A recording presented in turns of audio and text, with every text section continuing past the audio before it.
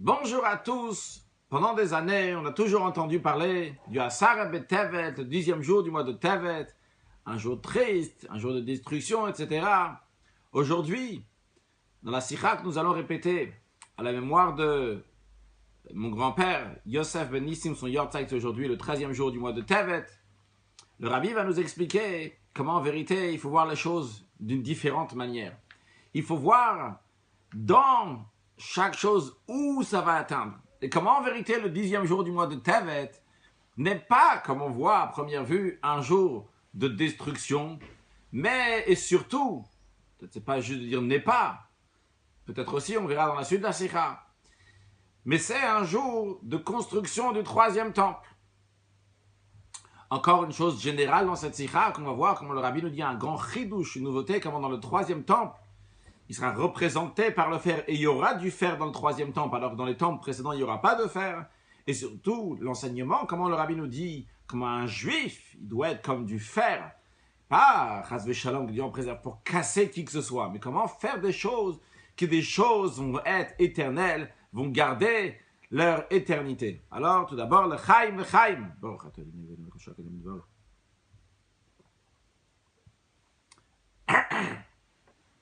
Cette sikha que nous allons répéter, c'est une sikha qui est composée de la sikha que le Rabbi a dit la nuit du 10 Tevet, donc après la prière de Harvit, et le jour du 10 Tevet, qui était comme cette année en 5752, c'était comme cette année en 5779, c'était un mardi, et aussi donc de la sikha que le Rabbi a dit le Shabbat Parashat Vayechi, le 14e jour du mois de Tevet, qui est évidemment la veille du 15e jour du mois de Tevet, que le Rabbi va en parler dans la Sikha, comment le 15e jour, le 15, c'est la perfection de la lune, la plénitude de la lune, qui est donc la plénitude du 15e jour du mois de Tevet, donc la plénitude du mois de Tevet.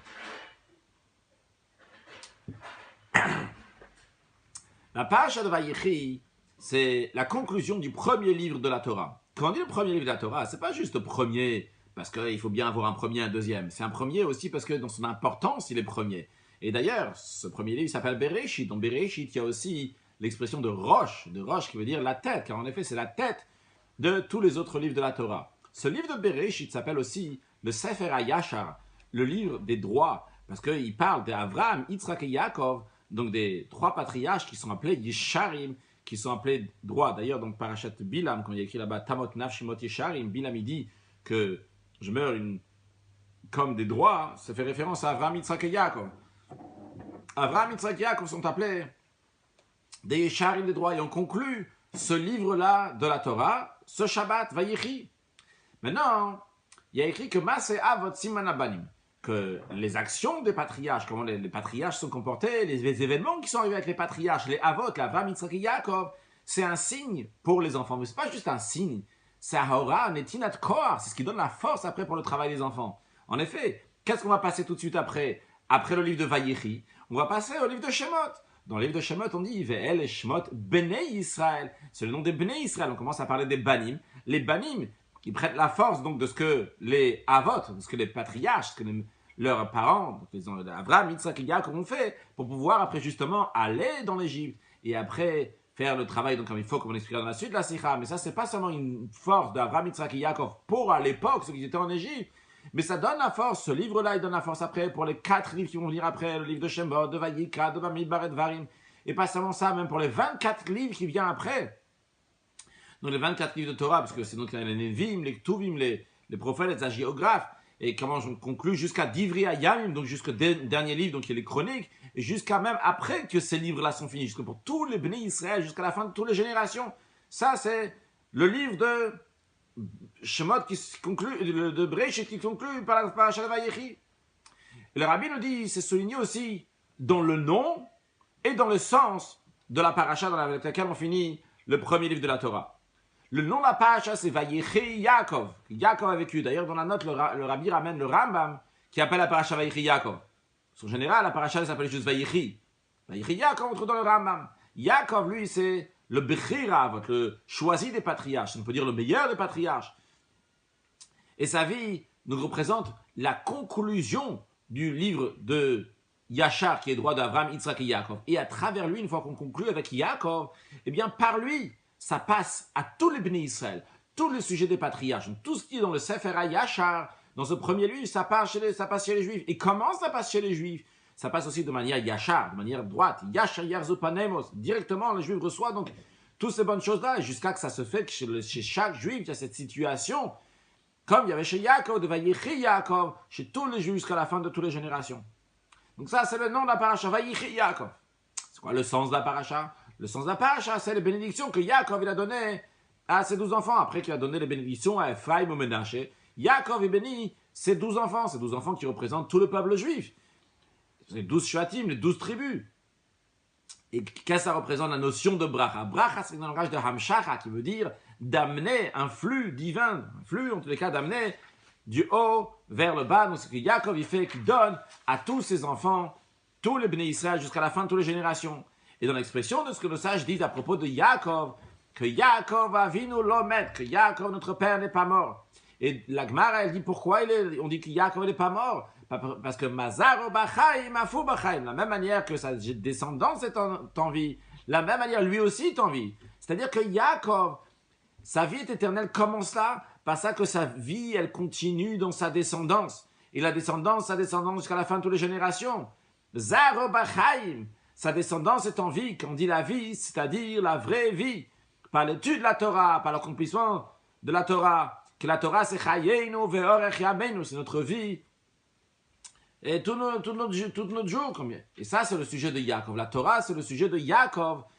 Que nous continuons et que nous, on vit et on étudie et on accomplit cette Torah, comme il y a écrit, va Yaakov, Torah Sambi Israël, que la notion de Torah, on trouve particulièrement qui est liée avec Yaakov. Donc ça, c'est le sens de la paracha de Vayechi, la bénédiction de Yaakov, la Hamshacha de Yaakov, qui continue dans Zaro, qui continue dans sa descendance de manière éternelle. Puis, à la fin de la paracha de Vayechi, quand on conclut le premier livre de la Torah, on annonce, on dit Chazak, Chazak, Venit, Chazak. C'est une coutume juive de conclure avec Chazak, Chazak, Venit, Chazak. On est fort, Chazak, Chazak, c'est fort, Venit, Chazak va se renforcer. C'est-à-dire, qu'est-ce que ça veut dire qu'on conclut, quand on finit la paracha de Vayechi, on dit Chazak, Chazak, Venit, Chazak. Ça veut dire que c'est le Vayechi Yaakov. Ça nous donne un chizouk, ça nous donne un renforcement pour le travail de tous les juifs jusqu'à la fin de toutes les générations. Bien, ça c'est un petit mot sur la paracha de Vayechi. Comment le paracha de Vayechi, le Vayechi Yaakov, la vie de Yaakov, la Torah, que nous étudions, on vit. Et bien après, comment cette Torah aussi, on a un chizouk sur ça, on a un renfort sur ça, comment ça continue dans le Vayechi Yaakov, il y a un chizouk pour que ça continue pour tous les bénéficiaires jusqu'à la fin de toutes les générations. Maintenant, on sait que les parachiotes de la Torah, ils sont liés avec le temps dans lequel on les lit. En l'occurrence, la paracha de Vayechi est liée avec le 10 Tevet. La paracha de Vayechi, avec toutes ses qualités, que c'est fait Yachar, c'est la conclusion, ça donne la force pour les générations à venir, etc. C'est lié avec le 10 Tevet.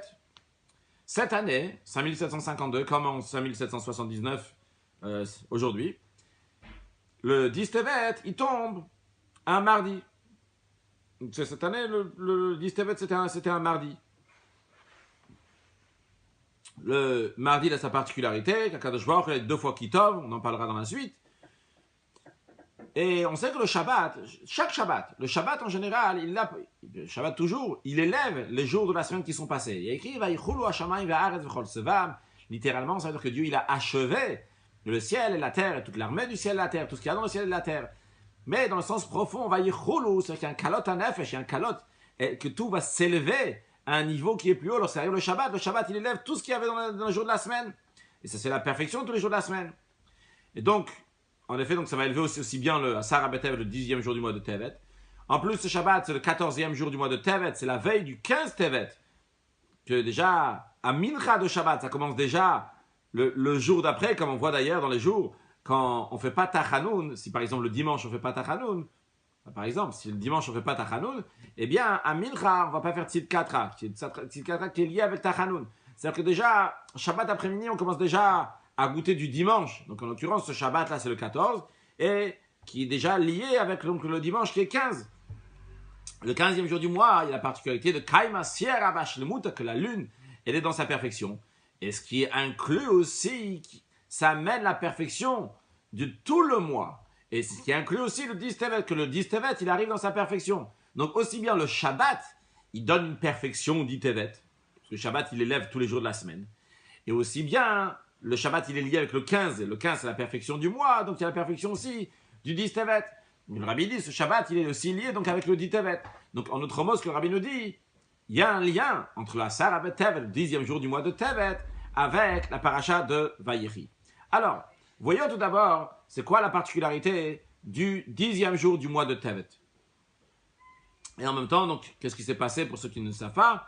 Donc, il s'est passé le 10e jour du mois de Tevet.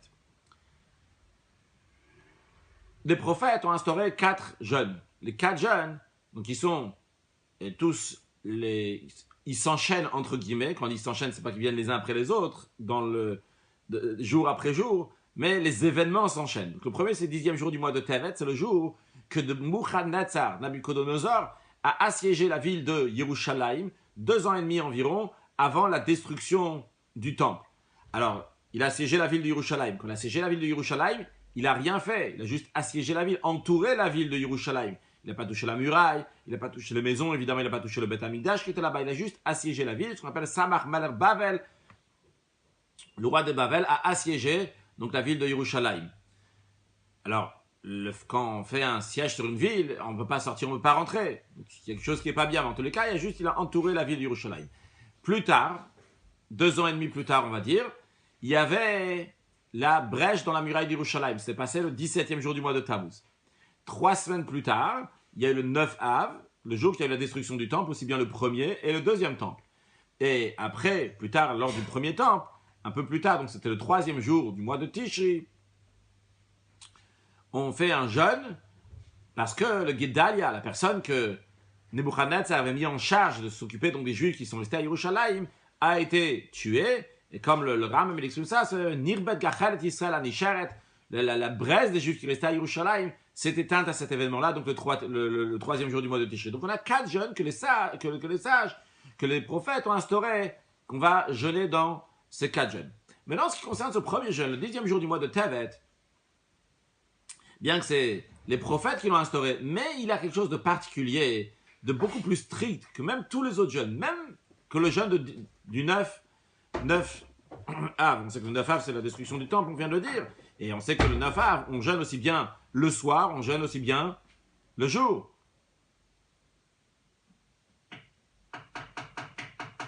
On jeûne aussi bien le soir, on jeûne aussi bien le jour. Donc c'est un jeûne qui est très strict. Mais bien que c'est un jeûne qui est strict, pourtant, il n'est pas aussi strict que le 10 Tevet. Pourquoi? Bien que, encore une fois, que le 9 Av, il ressemble à Yom Kippour, qui a le nuit, c'est un jeûne de 25 heures. Et ici, c'est quoi la particularité du 10 Tevet? Que le 10 Tevet, s'il tombait un Shabbat, on l'aurait fait. On aurait fait ça même le jeûne, même le 10e jour, même le jour de Shabbat. Parce que, à propos de ce jeûne-là, il y a écrit Be'etzem hayom hazeh, la même expression qui est dit à propos de Yom Kippour, Be'etzem hayom hazeh, en plein jour, ce jour-là. La même chose est écrite aussi pour le 10 Tevet. Et c'est quelque chose qui aurait pu arriver aujourd'hui. On a un calendrier que Hillel, pas le premier Hillel Azaka, mais l'autre Hillel. Donc après, il a fait un calendrier environ de ça 1600 ans, un calendrier donc, dans lequel qui est fixe maintenant.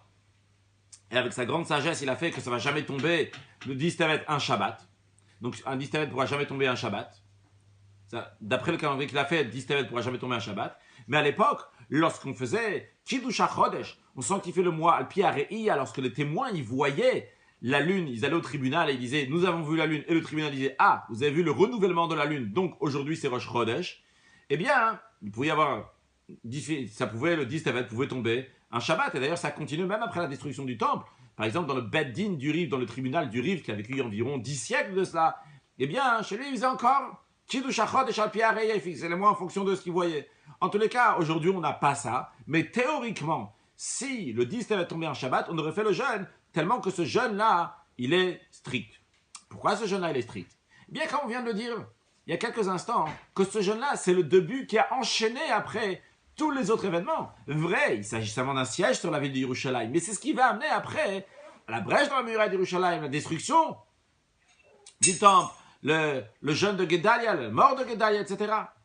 Non, vu que le 10 Tevet, c'est le début de tout, et dans le début, il y a quelque chose qui est plus que la suite. Il y a quelque chose qui est plus même que tous les événements qu'il va y avoir, même encore plus même que la fin. C'est la raison pour laquelle que le 10 Tevet, il a l'autre côté de sa pièce, l'autre côté de la monnaie, c'est quoi? C'est qu'il est très strict. Vrai, c'est seulement un début. Mais ce début-là, il amène tout le reste. Il a encore plus que les jeunes qui viennent dans la suite, et ce qui conclut même, qui amène à la destruction du Beth Amikdash. Ça, c'est comment ce jeune-là, il est strict, entre guillemets, grave, par rapport aux jeunes, tout court, comme on le voit de manière ordinaire. Mais là, maintenant, à partir de cet instant-là dans la Sikha, le Rabbi va nous rentrer dans des choses un peu plus profondes pour voir le jeune dans sa profondeur. Et quand on va voir le jeune dans sa profondeur, on va voir en effet, comme on le dit, Stevet, parmi tous les jeunes, c'est un jeune extraordinaire encore plus que tous les autres jeunes. Comment ça? Le Rabbi dit de la même manière qu'on voit qu'il est strict par rapport donc, à la gravité, parce que c'est de lui que tout va arriver après. Mais la même chose aussi en ce qui concerne le bien qu'il y a dans le jeune. Que le 10 Tevet, c'est le début du bien qu'il y a dans tous les jeunes.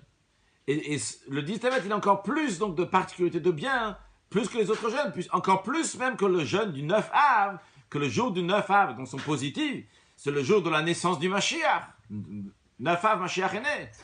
Il y a comme ça écrit dans Yerushalmi, dans le Midrash, que le jour même de la destruction du temple, le Mashiach est né. Mais le 10 Tevet, il a un plus, même par rapport au 9 Av. Alors pour ça, il faut voir d'abord quelle est la particularité d'un jeûne et en quoi un jeûne il est bon. Eh bien, le prophète Ishaïa, il dit qu'un jour de jeûne, c'est un Yom Ratzon Hashem, c'est un jour de volonté pour Hashem. Et le Admor Azaken, le premier rabbi de Chabad, explique dans le Tanya Geret HaTshuva, comme un Hatzama Nirtza au Yom Ratzon, que un jeûne qui est agréé par Dieu, c'est un jour propice, un jour de volonté, c'est un Ed Ratzon, un moment propice. Un moment propice pourquoi? Pour le sujet de Tshuva, pour le fait de se repartir vers Dieu, de retourner vers Akadosh Baruch Hu. C'est un jour très propice. À travers la Tshuva, on annule la destruction. Il y a une destruction qui est faite, on annule cette destruction. Il y a l'exil qui est là, on annule l'exil. Qu'est-ce qu'on fait par la Tshuva? Par la Tshuva, on amène la Géoul, on amène la délivrance. Et comme le sage dit, en Israël, que le peuple juif est délivré grâce à la Tshuva. Et la Torah a promis, il a dit, que sauf Issa la Tshuva, que le peuple juif va finir par faire Tshuva, ou Miyad et Nigalin, ils vont toujours, et tout de suite être délivrés. C'est-à-dire que la Tshuva, la délivrance, elle amène la Géoula. Donc chaque jeune, sa notion c'est quoi? C'est Tshuva. C'est quoi la notion de Tshuva? C'est Géoula, ça amène la délivrance. Bien, c'est dans tous les jeunes. Non, en ce qui concerne le jeune du 10 Tevet, comment le jeune, il est là pour annuler l'exil, annuler donc le mal, et annuler la destruction, et amener la Géoula, c'est encore plus souligné. Pourquoi? Parce que lorsque le roi de Bavel a assiégé la ville de Yerushalayim, il n'a rien fait à la ville de Yerushalayim. La ville de Yerushalayim est restée exactement la même. Il est vrai, il est venu à l'extérieur de la muraille, mais il n'a pas touché le Beth Ami, les maisons qui sont là-bas. Il n'y a plus votre raison, il n'a pas touché la maison essentielle, donc il y a le Beth Amikdash. Même la muraille qui entoure Yerushalayim est restée en entière. Le roi de Bavel est resté à l'extérieur, ce qui n'est pas le cas dans les autres jeunes. Dans les autres jeunes, ils ont parti plus loin, il y a une brèche dans la muraille. Il touché donc la muraille. Après, n'en parlons pas, lorsqu'il rentrait à l'intérieur, et il a touché les maisons, le Beth Amikdash, le temple. Ça, c'était déjà à l'intérieur. Mais le 10 Tevet, le roi de Babel était à l'extérieur, il était juste à l'extérieur de ça. Alors, s'il n'y a rien de mal, pourquoi on jeûne? Ça, c'est évident, on jeûne parce que le fait même qu'il a pu faire une telle chose, de manière que personne ne peut rentrer, peut sortir, on ne peut pas faire rentrer la manger dans la ville, etc. Ça, c'est quelque chose de négatif, à tel point qu'on fait un jeûne. Mais en ce qui concerne donc la ville elle-même, il n'y a rien qui a été touché. Quelle est l'intention? Pourquoi Dieu il a fait ça dans cet événement-là? De juste assiéger la ville de Yerushalayim, sans rien de plus, sans toucher Yerushalayim elle-même, même pas la muraille de Yerushalayim. La raison pourquoi Dieu a fait ça, c'est pour que les Juifs vont faire Teshuvah. Ils vont faire Teshuvah tout de suite. Et par cela, s'ils vont faire Teshuvah tout de suite, qu'est-ce qui va se passer? Ça va s'annuler totalement la chose négative. À la base déjà, le Nebuchadnezzar qui est à l'extérieur de Yerushalayim va s'annuler, il ne va plus être là. Donc automatiquement, il n'y aura pas eu la suite des événements négatifs qui amènent la destruction et l'exil. Alors si on revoit maintenant des choses de manière plus profonde, qu'est-ce qui se passe au 10 Tevet? C'est un Edratson, c'est un jour propice, un moment propice, comme tous les jeunes, donc en ce qui concerne la Tchouva, mais encore plus que dans tous les jeunes. Pourquoi? Parce qu'ici, on est dans le concentré, en le début de tout. De la même manière qu'on a vu avant en ce qui concerne les sujets négatifs, que pourquoi Sarah Tevet, le 10 Tevet, c'est un moment tellement un jeûne tellement strict, parce qu'il est là au début de tout ce qui va venir après. La même chose aussi ici, la tchouva. C'est une tchouva exceptionnelle, c'est une tchouva qui peut tout annuler, qui peut annuler les choses de la base, qui ne va rien avoir après, il ne va pas y avoir aucune de destruction. Puisque même la muraille d'Yerushalayim a été restée entière, il n'y a pas eu de destruction. C'est juste un jour pour éveiller à la tchouva. De manière que Yerushalayim, le Beth Amikdash va être en entier, qu'il n'y aura pas du tout de destruction. Donc qu'est-ce qu'on voit? Quand on voit de manière plus profonde, on voit que le jour de la Sarah Betevet, qu'est-ce qu'il contient dans lui? Un jour propice exceptionnel, un jour de tchouva exceptionnel, un jour que Dieu il éveille à une telle tchouva, qu'une tchouva qui va faire, qui ne veut rien avoir, rien de mal qui va arriver. Dans cet esprit, le Rabbi continue dans ses Dalet de continuer à expliquer donc la particularité du 10 Tevet, que ça soit en ce qui concerne donc, le début de la destruction, la partie négative, et que ça soit par rapport au fait que le 10 Tevet, c'est le début aussi de la construction de la délivrance. Donc, quand on dit la délivrance, c'est aussi donc bien Bet Amikdash, puisqu'on a dit que Tshuva, c'est Géoula la délivrance. Délivrance, qui dit délivrance, on dit bien Bet Amikdash, c'est la construction du Bet Amikdash. Donc, d'un côté, il y a deux facettes dans ce jour-là. Il y a la destruction du Beth Amikdash, le début de la destruction du Beth Amikdash, mais dans le fond, il y a aussi le début, la construction du Beth Amikdash. Alors, le Rabbi, on va rajouter un point sur ce sujet-là. Là, le Rabbi va commencer à nous expliquer maintenant, à nous parler du fer. Pourquoi du fer? Lorsque, avant la destruction du temple, du premier temple, Yecheskel, qui était un prophète, avait été exilé à Bavel avec plein d'autres juifs. Et lorsqu'il était là-bas, Dieu lui a donné certaines prophéties, certaines choses à dire, certaines choses à faire. Entre autres, Dieu lui a dit de prendre une pierre, de dessiner sur la pierre Yerushalayim. Et je saute le détail, il lui a dit, je reviens sur le Rabbi maintenant, il dit dans la Sikha, il ramène le verset, prends pour toi une poêle en fer, et tu vas la mettre devant cette ville de Yerushalayim que tu as fait. Ça, c'est un signe que, pas juste comme ça, le verset il dit, tu vas la mettre. Dieu dit à Yecheskel, tu vas la mettre un mur en fer. Donc cette poêle en fer va être un mur en fer entre toi et la ville. Et la ville sera assiégée. Donc c'est un symbole que la ville va être assiégée. Par le fait que tu vas mettre donc cette poêle devant la ville du Yerushalayim que tu as dessinée. Bien, qu'est-ce que le Rabbi le retire de ça? Ici le verset il a souligné deux fois Barzel. Donc dans la suite on va employer le mot Barzel. Barzel qui veut dire le fer. Le fait que Dieu lui a dit que la ville va être assiégée par le barzel, par le fer ici fait allusion à la destruction du temple. Dans le temple lui-même, il n'y a pas de barzel. Il y a écrit, lorsque dans le Mlachim, dans les rois, lorsqu'on parle comment Shlomo Amelech, le roi Salomon, il a construit le Beth Amikdash, il a écrit, la maison, donc le temple, lorsqu'il a été construit, il a été construit d'une pierre entière, mais des marteaux, des haches, tout ustensile en fer, on n'a pas entendu lors de la construction de cette maison. Pourquoi? Pourquoi pas de fer? Parce que le fer, il est lié avec la destruction du temple. D'ailleurs, lorsque Dieu il a dit au peuple juif, en l'an 2448-49, juste après la sortie d'Égypte, il leur a dit de construire un tabernacle, donc une sorte de petit temple, qui était dans le désert, après qu'il arrivait à Yerushalayim, il est arrivé en Israël avant qu'il s'arrive à Yerushalayim, il y a 40 ans dans le désert, après 440 ans en Israël, avant de faire le temple, le premier temple à Jérusalem. Il y a eu donc le tabernacle, le Mishkan. Quand il leur a dit de faire le Mishkan, ce tabernacle dans le désert, Dieu il leur a dit de prendre Zav, Kesef ou Nechoshet, de l'or, de l'argent et du cuivre. Mais Dieu n'a pas dit de prendre du barzel, du fer. Pourquoi il n'a pas dit de prendre du fer? Il y a écrit dans le Midrash, le barzel il n'est pas écrit ici, il n'y a pas de fer. Parce que le fer, ni dans le Mishkan, ni dans le Beth Amikdash, le Midrash nous dit, ni dans le tabernacle qui était dans le désert, ni plus tard après dans le Beth Amikdash dans le temple. Pourquoi? Parce que le barzel, le fer, fait référence à Edom. Edom, on peut comparer ça à Esav, on peut comparer ça en romain. Je ne rentre pas dans les détails maintenant qui est qui aujourd'hui. Mais en tous les cas, donc, ce que le Midrash nous dit, c'est comparé à Edom qui a détruit le Beth Amikdash. Sous-entendu que le barzel, c'est pas sous-entendu, c'est clair, que le barzel, le fer, ça représente la destruction du temple. D'où Dieu il a dit à Yecheskel de prendre une poêle en fer, mur en fer, etc. Alors, comment arranger ça? On va avoir plusieurs étapes quand le Rabbi nous parle positivement. Première étape déjà, positivement, du barzel. Première étape, comment arranger ça? C'est par un barzel de la Gdusha. Un barzel positif. Un barzel de sainteté. Comment ça? Le sage dit dans le Talmud, Kol Talmid Chacham Sheno Kashek et Barzel, que tout tout érudit en Torah qui n'est pas dur comme du fer, c'est pas un érudit en Torah, c'est pas un Talmid Chacham. Comment ça? Gemara a dit parce qu'il a écrit Eretz Asher Avanea Barzel, une terre que ses pierres sont du fer. Lorsque Moshe Rabbeinu nous présente la terre d'Israël au peuple juif, il leur dit c'est une terre exceptionnelle. Entre autres, il leur dit que c'est des pierres, qu'ils ont des pierres en fer. Alors la Gemara dit que ça veut dire ici, dans le contexte d'ici, que ça veut dire ici Avanea Barzel, que ces pierres sont en fer. Altik Avanea la Bonea, il ne faut pas dire Avanea ces pierres, mais il faut dire Bonea. Bonea, ça veut dire c'est constructeur. Les constructeurs, c'est quoi? C'est le peuple juif. Le peuple, maintenant, pourquoi que ça veut dire d'être en fer? Quelle est l'explication d'être en fer? Le Rabbi l'explique. Ça, c'est le fait qui est écrit à propos du peuple juif, qui sont Kshe Oref, qui sont un peuple à la nuque raide.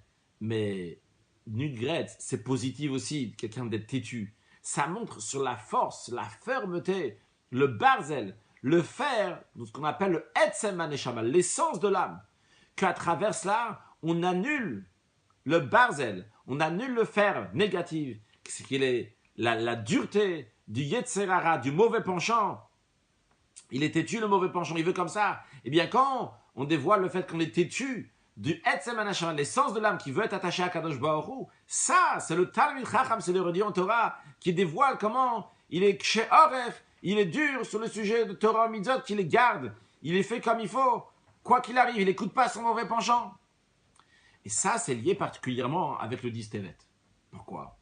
Parce qu'on a dit, c'est quoi l'intention que Dieu il a fait, qu'il va y avoir, que la ville de Jérusalem va être assiégée, sans rien de plus, sans faire du mal à Yerushalayim.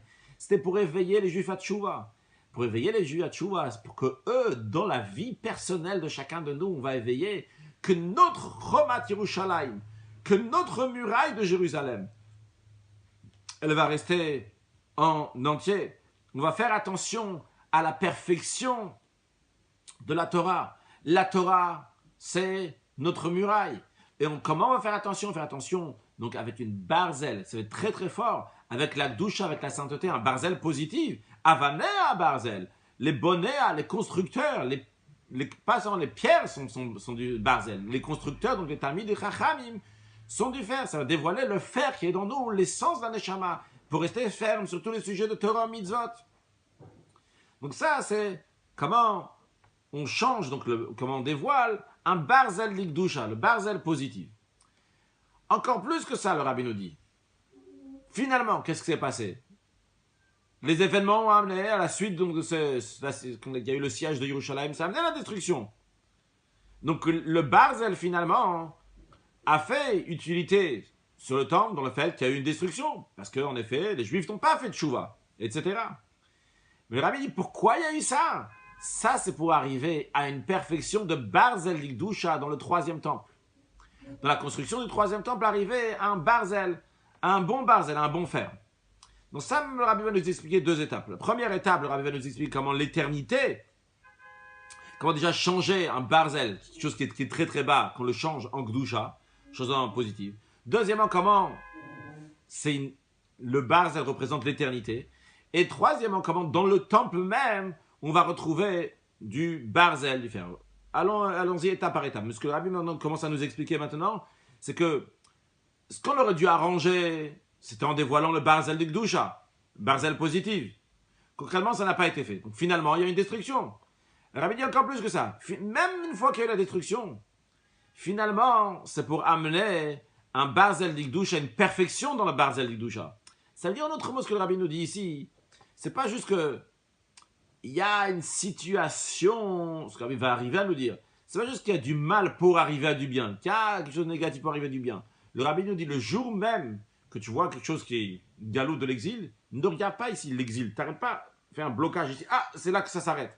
Regarde jusqu'au bout. Tu regardes jusqu'au bout, tu vois directement la fin. Tu vois qu'ici, c'est un début de Géoula, c'est un début de délivrance qui est en train d'arriver. Pas juste en train d'arriver, qui est en train de se faire actuellement, comme on va expliquer dans la suite. Pour expliquer cela, voyons ce qui est écrit dans le Midrash. Le Midrash, il ramène le verset qu'on a mentionné tout à l'heure en ce qui concerne le Mishkan. Lorsque Dieu il a dit de construire donc le tabernacle dans le désert, il a dit aux Juifs de donner du zav, kasef, de l'or, de l'argent et du cuivre. Le Midrash il dit, qu'est-ce que ça correspond, ces trois éléments, ces trois métaux? Ça correspond à Abraham, Yitzhak et Yaakov, les trois patriarches. Bien, c'est une chose. Deuxième chose, il y a écrit que le premier temple, il correspond à Abraham. Le deuxième temple, il correspond à Abraham, parce qu'Abraham, il a parlé de ce temple-là, il appelait Har, une montagne. Yitzhak, il a parlé aussi d'un temple qui s'appelle Sadeh, qui fait un champ, donc qui correspond au deuxième temple. Et Yaakov, il a appelé le temple Baït, une maison qui fait référence donc à un endroit qui est fixe, qui est éternel, puisque le troisième temple va être éternel. Donc, en tous les cas, le premier temple, il est lié avec Abraham, le deuxième avec Yitzhak, le troisième avec Yaakov. Alors, basé sur ça, le Rabbi dit, vu que Abraham, Yitzhak et Yaakov, ça représente Zav, Kesef, Nechoshet, l'or, l'argent, le cuivre, et que ça représente le premier, deuxième, troisième Beth Amikdash, alors il faut dire aussi que le premier Beth Amikdash, il est lié, le premier temple, il est lié avec l'or, le deuxième temple, il est lié avec l'argent, le troisième temple, il est lié avec Nechoshet, avec le cuivre.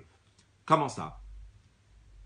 Parce que dans chaque temple, on fait le bir, on fait un raffinement d'un certain élément. Le Rabbi ne parle pas de Zav et Kesef ici dans la Sira, mais a priori, sûrement, parce que le Rabbi dit que dans le premier temple, on fait le bir, le raffinement de l'or, dans le deuxième temple, on fait le raffinement de l'argent, et là, le Rabbi parle seulement du troisième, le Rabbi dit que par Yaakov, que Yaakov sont sujets chez la Torah, eh bien on réussit, on fait même le bir, même le raffinement d'une chochet, le raffinement du cuivre aussi.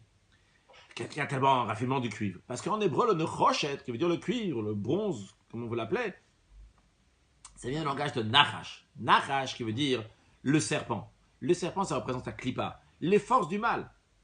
Et comment on peut faire, qu'est-ce qu'on fait avec du nechoshet? Il faut un nechoshet d'Ikdusha. Il faut un nechoshet qui est positif. D'ailleurs, dans la note, le Rabbi ramène, je ne vais pas expliquer, jusque nechoshet, c'est les initiales de Novlot Chochma Shelema la Torah. Donc, en tous les cas, par la Torah de Yaakov, par cela, on a la force de changer que même le nechoshet, c'est un nechoshet d'Ikdusha, un nechoshet donc qui est fort, eh bien, il peut changer le mauvais nechoshet dans le côté négatif. Et quand est-ce, et la perfection de cela, ça va être lors du troisième temple qui est lié avec Yaakov. Donc, cette première étape, le Rabbi est en train de nous expliquer que le troisième Beth Amikdash est lié avec nechoshet. Le Rabbi va plus loin. Il rajoute en vérité que Nechoshet, c'est pas seulement le troisième temple. Nechoshet, déjà avant le troisième temple, c'est la situation de Bnei Israël lorsqu'ils sont en exil. Après qu'il y a la destruction du deuxième temple. Et la vraie perfection, la perfection du Beth Amikdash Ashlishi, c'est pas seulement Nechoshet, comme on vient de dire. Nechoshet se fait déjà avant le troisième temple, pendant l'exil. C'est-à-dire, en autre mot, le Rabbi est en train de dire, le premier temple c'est l'or, le deuxième temple c'est l'argent. Après, il y a l'exil. Pendant la période de l'exil, on fait le travail de nechoshet, du cuivre, de changer donc le cuivre, donc qui est une partie, quelque chose qui est négatif, le nachash, le serpent, en quelque chose de positif. Le troisième temple, ça c'est déjà une quatrième chose. Ça c'est le barzel, c'est déjà le fer négatif qui est encore plus bas même que le nechoshet. Que lui, on n'a même pas mentionné. Il ne fait même pas partie donc des éléments qu'on a pu mettre dans le Mishkan. Le barzel, le fer, parce qu'il est tellement bas. Eh bien, ce barzel-là, ce fer, il est lié avec le Beth Amikdash, le troisième Beth Amikdash, dans lequel on va arriver à la perfection de barzel, de Gdusha, de sainteté. Comment ça? Déjà, mettons au clair que quand on parle de Zav, Kesef ou Nechoshet, l'or, l'argent et le cuivre, on parle donc de ce qu'on appelle Milmal al Mata, du haut vers le bas. Quand on dit du haut vers le bas, c'est-à-dire on commence le plus haut, c'est l'or, après on a l'argent, et après on a le cuivre, donc qui est le plus bas. Et ça, on retrouve aussi dans le Rachetevot, dans les initiales. Zahav, Zain, He, Vet, il y a écrit Zehanoten Bari. C'est celui qui donne en bonne santé, qui donne du bon, qui donne du meilleur. Après, on a, dans les mots simples, c'est quelqu'un qui est en bonne santé, que tout va bien, et il donne la tzedaka. Kesef, Rabbi dit, il ramène, c'est Rachetevot, c'est les initiales de Kaf, Samer, Fesofid, c'est que chez Yesh, Sakanat Pachad. Lorsqu'il y a un danger, il y a une peur, à ce moment-là, cette personne-là, il donne la tzedaka, ce qui représente le Kesef, c'est un niveau qui est plus bas, évidemment. Après, on a le Nechoshet. Le Nechoshet, c'est Nun, Chet, Shin, Tav, c'est les initiales de Netinat Chole Shamartenu. Le don d'un malade, il est déjà malade. C'est pas qu'il y a un danger qui arrive, il est déjà malade. Il dit donc, donnez la tzedaka. Donc évidemment, ces 3 étapes de donner la tzedaka qui sont en fonction de la qualité de la personne. Est-ce qu'elle donne quand tout va bien? Est-ce qu'elle donne lorsque des problèmes risquent d'arriver? Ou bien elle donne quand les problèmes sont déjà arrivés? Non, le rabbin dit ici, le zav, ça montre sur le premier temple, aussi sur le tabernacle, donc qui était à la perfection. Zahanoten Bari, Bari, on est en bonne santé, tout va bien. C'est le plus haut niveau. Après, on a Kesef. On a Sheesh Sakanat Parad. Lorsqu'il y a un parad, il y a une peur. Le deuxième temple, il y a une peur. On a eu déjà un manque du temple, c'est déjà arrivé une fois. Chas Shalom, ça risque d'arriver. Après, on a Nechoshet. Mais Nechoshet, n'oublions pas, le rabbi vient de dire il y a un instant que Nechoshet, c'est pas le 3e temple. C'est qu'on est encore en exil, avant même le 3e temple. Alors, le rabbi dit en effet, ce n'est Tinatchol et Shamartnu. Ce niveau le plus bas, c'est les Juifs quand ils sont en exil. Et comme il n'y a pas le Beth Amikdash, il n'y a pas le temple, alors les Juifs, ils sont balades. Il dit Tzmou, il dit à Dieu, donne. Il exige à Dieu, il demande à Dieu, donne le Beth Amikdash. Netinat, donne. Kolanoten bain yafonoten, celui qui donne, il donne avec largesse. Donne le 3e temple qui sera à la perfection, qui soit encore mieux que même que le premier Mishkan, qui soit Mikdashan ekonu yadecha, le temple que Dieu va construire. Binyan et Kutsha Brichu. La construction de Dieu, une maison éternelle qui n'aura jamais de destruction après. Donc ça, on a appris maintenant que l'or, l'argent, le cuivre, c'est le 1er, 2e temple et l'exil. Ah, alors l'éternité du 3e temple, le fait qu'après qu'il y a eu l'exil, après qu'il y a eu la destruction du 1er, 2e temple, il y a un 3e temple qui va venir qui sera éternel. Ça se retrouve dans la force, dans l'éternité, pardon, le rabbi ne dit pas l'éternité, Chozek et Tokev du Barzel, donc de la force, du fer, du Dusha positif. Avant d'expliquer cela, le rabbi va nous expliquer le Barzel dans la Kabbalah et la Chassidut. Yaakov, il s'est marié avec 4 femmes. Ces 4 femmes, on le retrouve dans le mot Barzel. Bila, Rachel, Zilpa et Léa. C'est les initiales de Barzel. Ces 4 femmes, c'est eux qui ont amené les 12 Shvatim, donc les 12 tribus, les 12 enfants, qui ont amené donc tous les juifs qu'il y a aujourd'hui. Bien. Les femmes de Yaakov, évidemment, c'est quelque chose de positif. C'est Nekeva, Nekeva qui veut dire femelle. Nekeva, mais bien sûr dans la Gdusha, dans la sainteté. Mais par rapport à ce qu'il y a dans la sainteté, il y a aussi Nugva Diklipa. Donc Nekeva femelle, mais dans les forces du mal. Et comme d'ailleurs la Rizal l'explique en ce qui concerne le verset qui est dit à propos de Og, In Arso Eres Barzel, que son berceau, son lit, est un lit de Barzel de fer. Et là-bas, donc ça parle donc, dans les forces du mal. Ce qui est donc ce qu'on appelle le Ummadze, le contre, l'équivalent dans les forces du mal, je ne sais pas si le mot équivalent est exact, donc le Keneged, contre la Gdusha. Donc on a les quatre femmes de Yaakov, c'est dans la Gdusha de la sainteté, et on a donc l'équivalent donc, dans les forces du mal.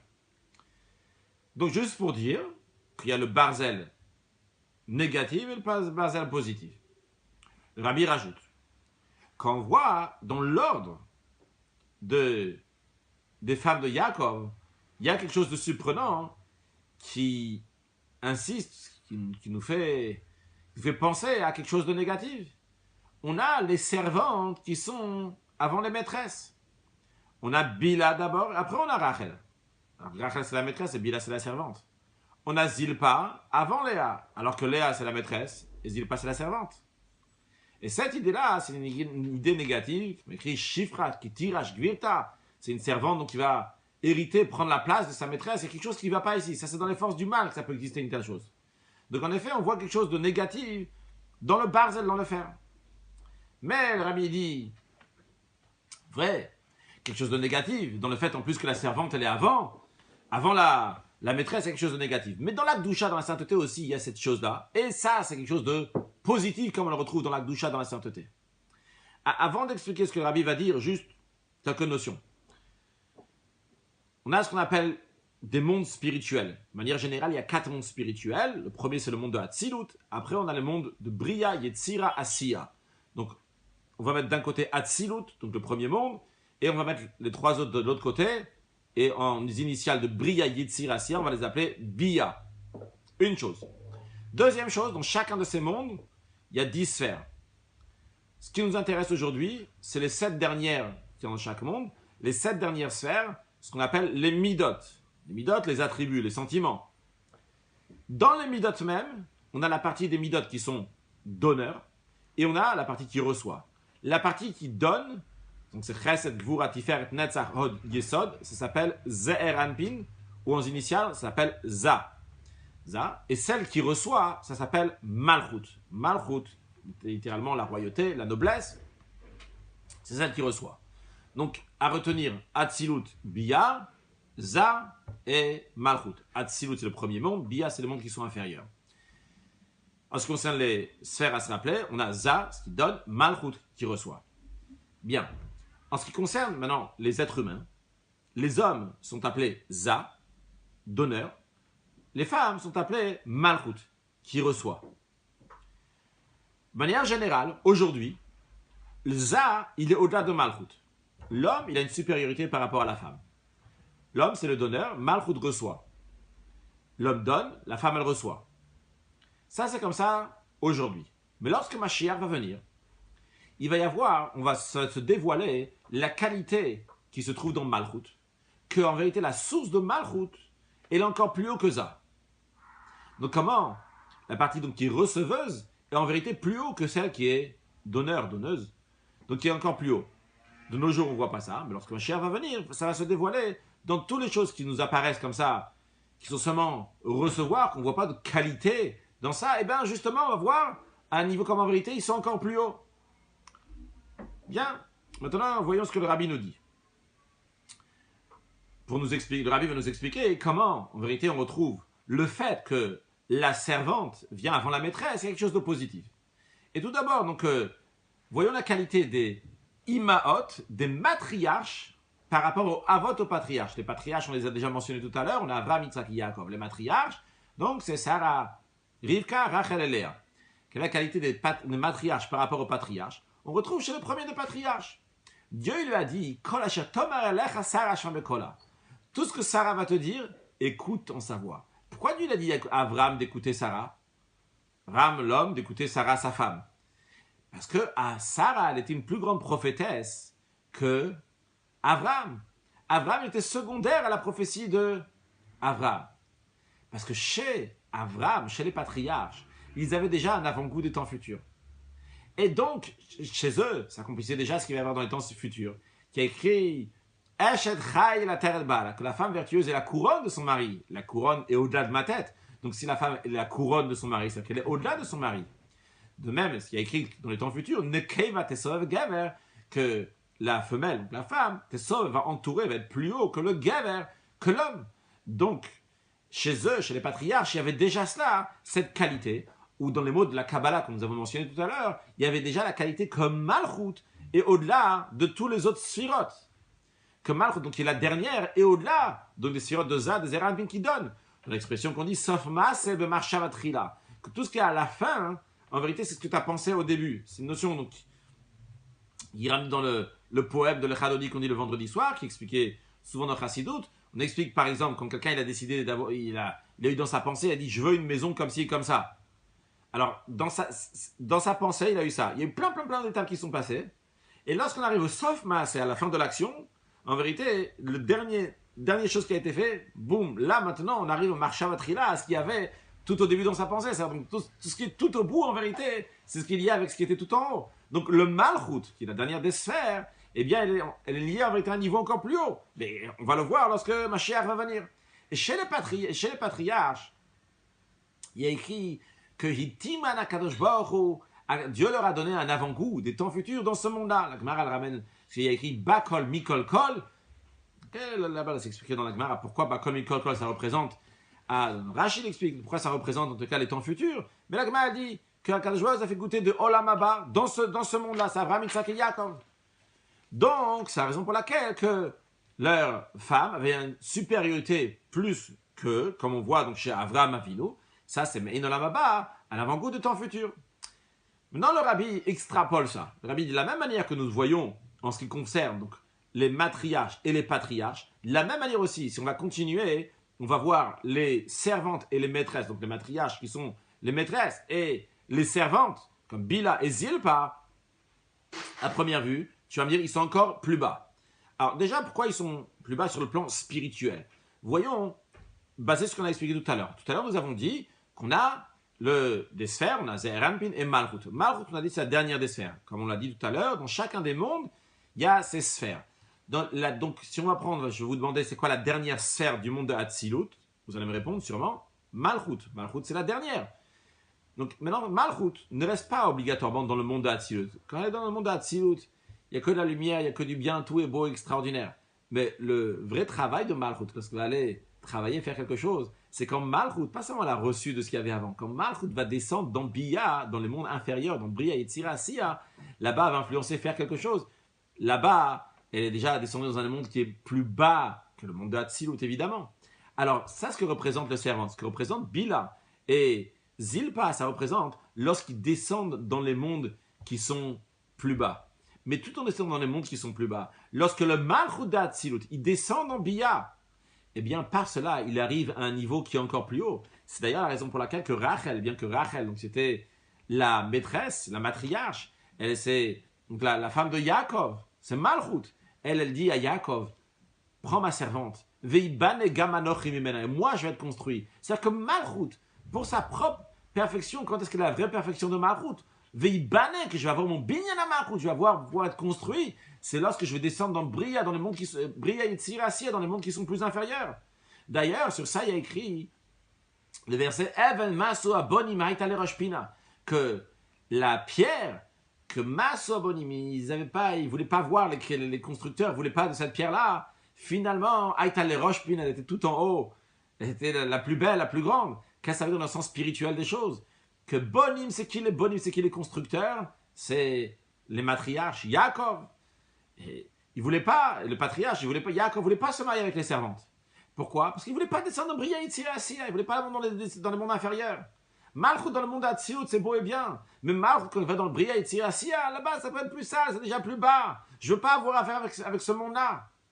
Mais, bien que Masu Abonim, ils en voulaient pas les constructeurs. Mais Haïta les Roshpina, en allant, Malchut connaissant par Bria Yitzira Asiya, par cela, Malchut arrive à un niveau qui est encore plus haut. Justement, le Shivra qui tirage Gvirta.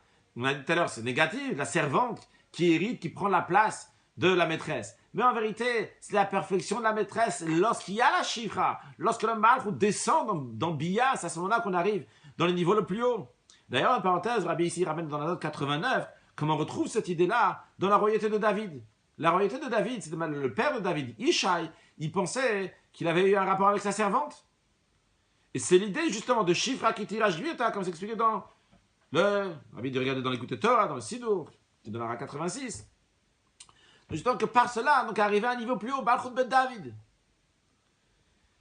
Donc, une fois que le Rabbi nous a expliqué cette notion-là, que les choses qui ont l'air comme ça, si ordinaires que ça, ils arrivent à un niveau qui est encore plus haut, le Rabbi revient sur le Bet HaMikdash, sur le temple. Le temple, contrairement au tabernacle, au Mishkan, le temple a été construit de pierre particulièrement. Dans le Mishkan tabernacle, il y avait des bois de shittim, il y avait du minéral, il y avait du végétal, pardon, pas du minéral, il y avait du végétal, il y avait l'animal aussi, des tentures. Mais ici, non. Ici, dans le Beth Amikdash, c'est des pierres, à tel point d'ailleurs qu'on n'a pas le droit de construire le Beth Amikdash avec un morceau de bois qui est apparent. Qui est caché, sinon, on a le droit, mais en tous les cas, apparent, on n'a pas le droit. Pourquoi dans le Beth Amikdash, dans le temple, il n'y avait que de la pierre?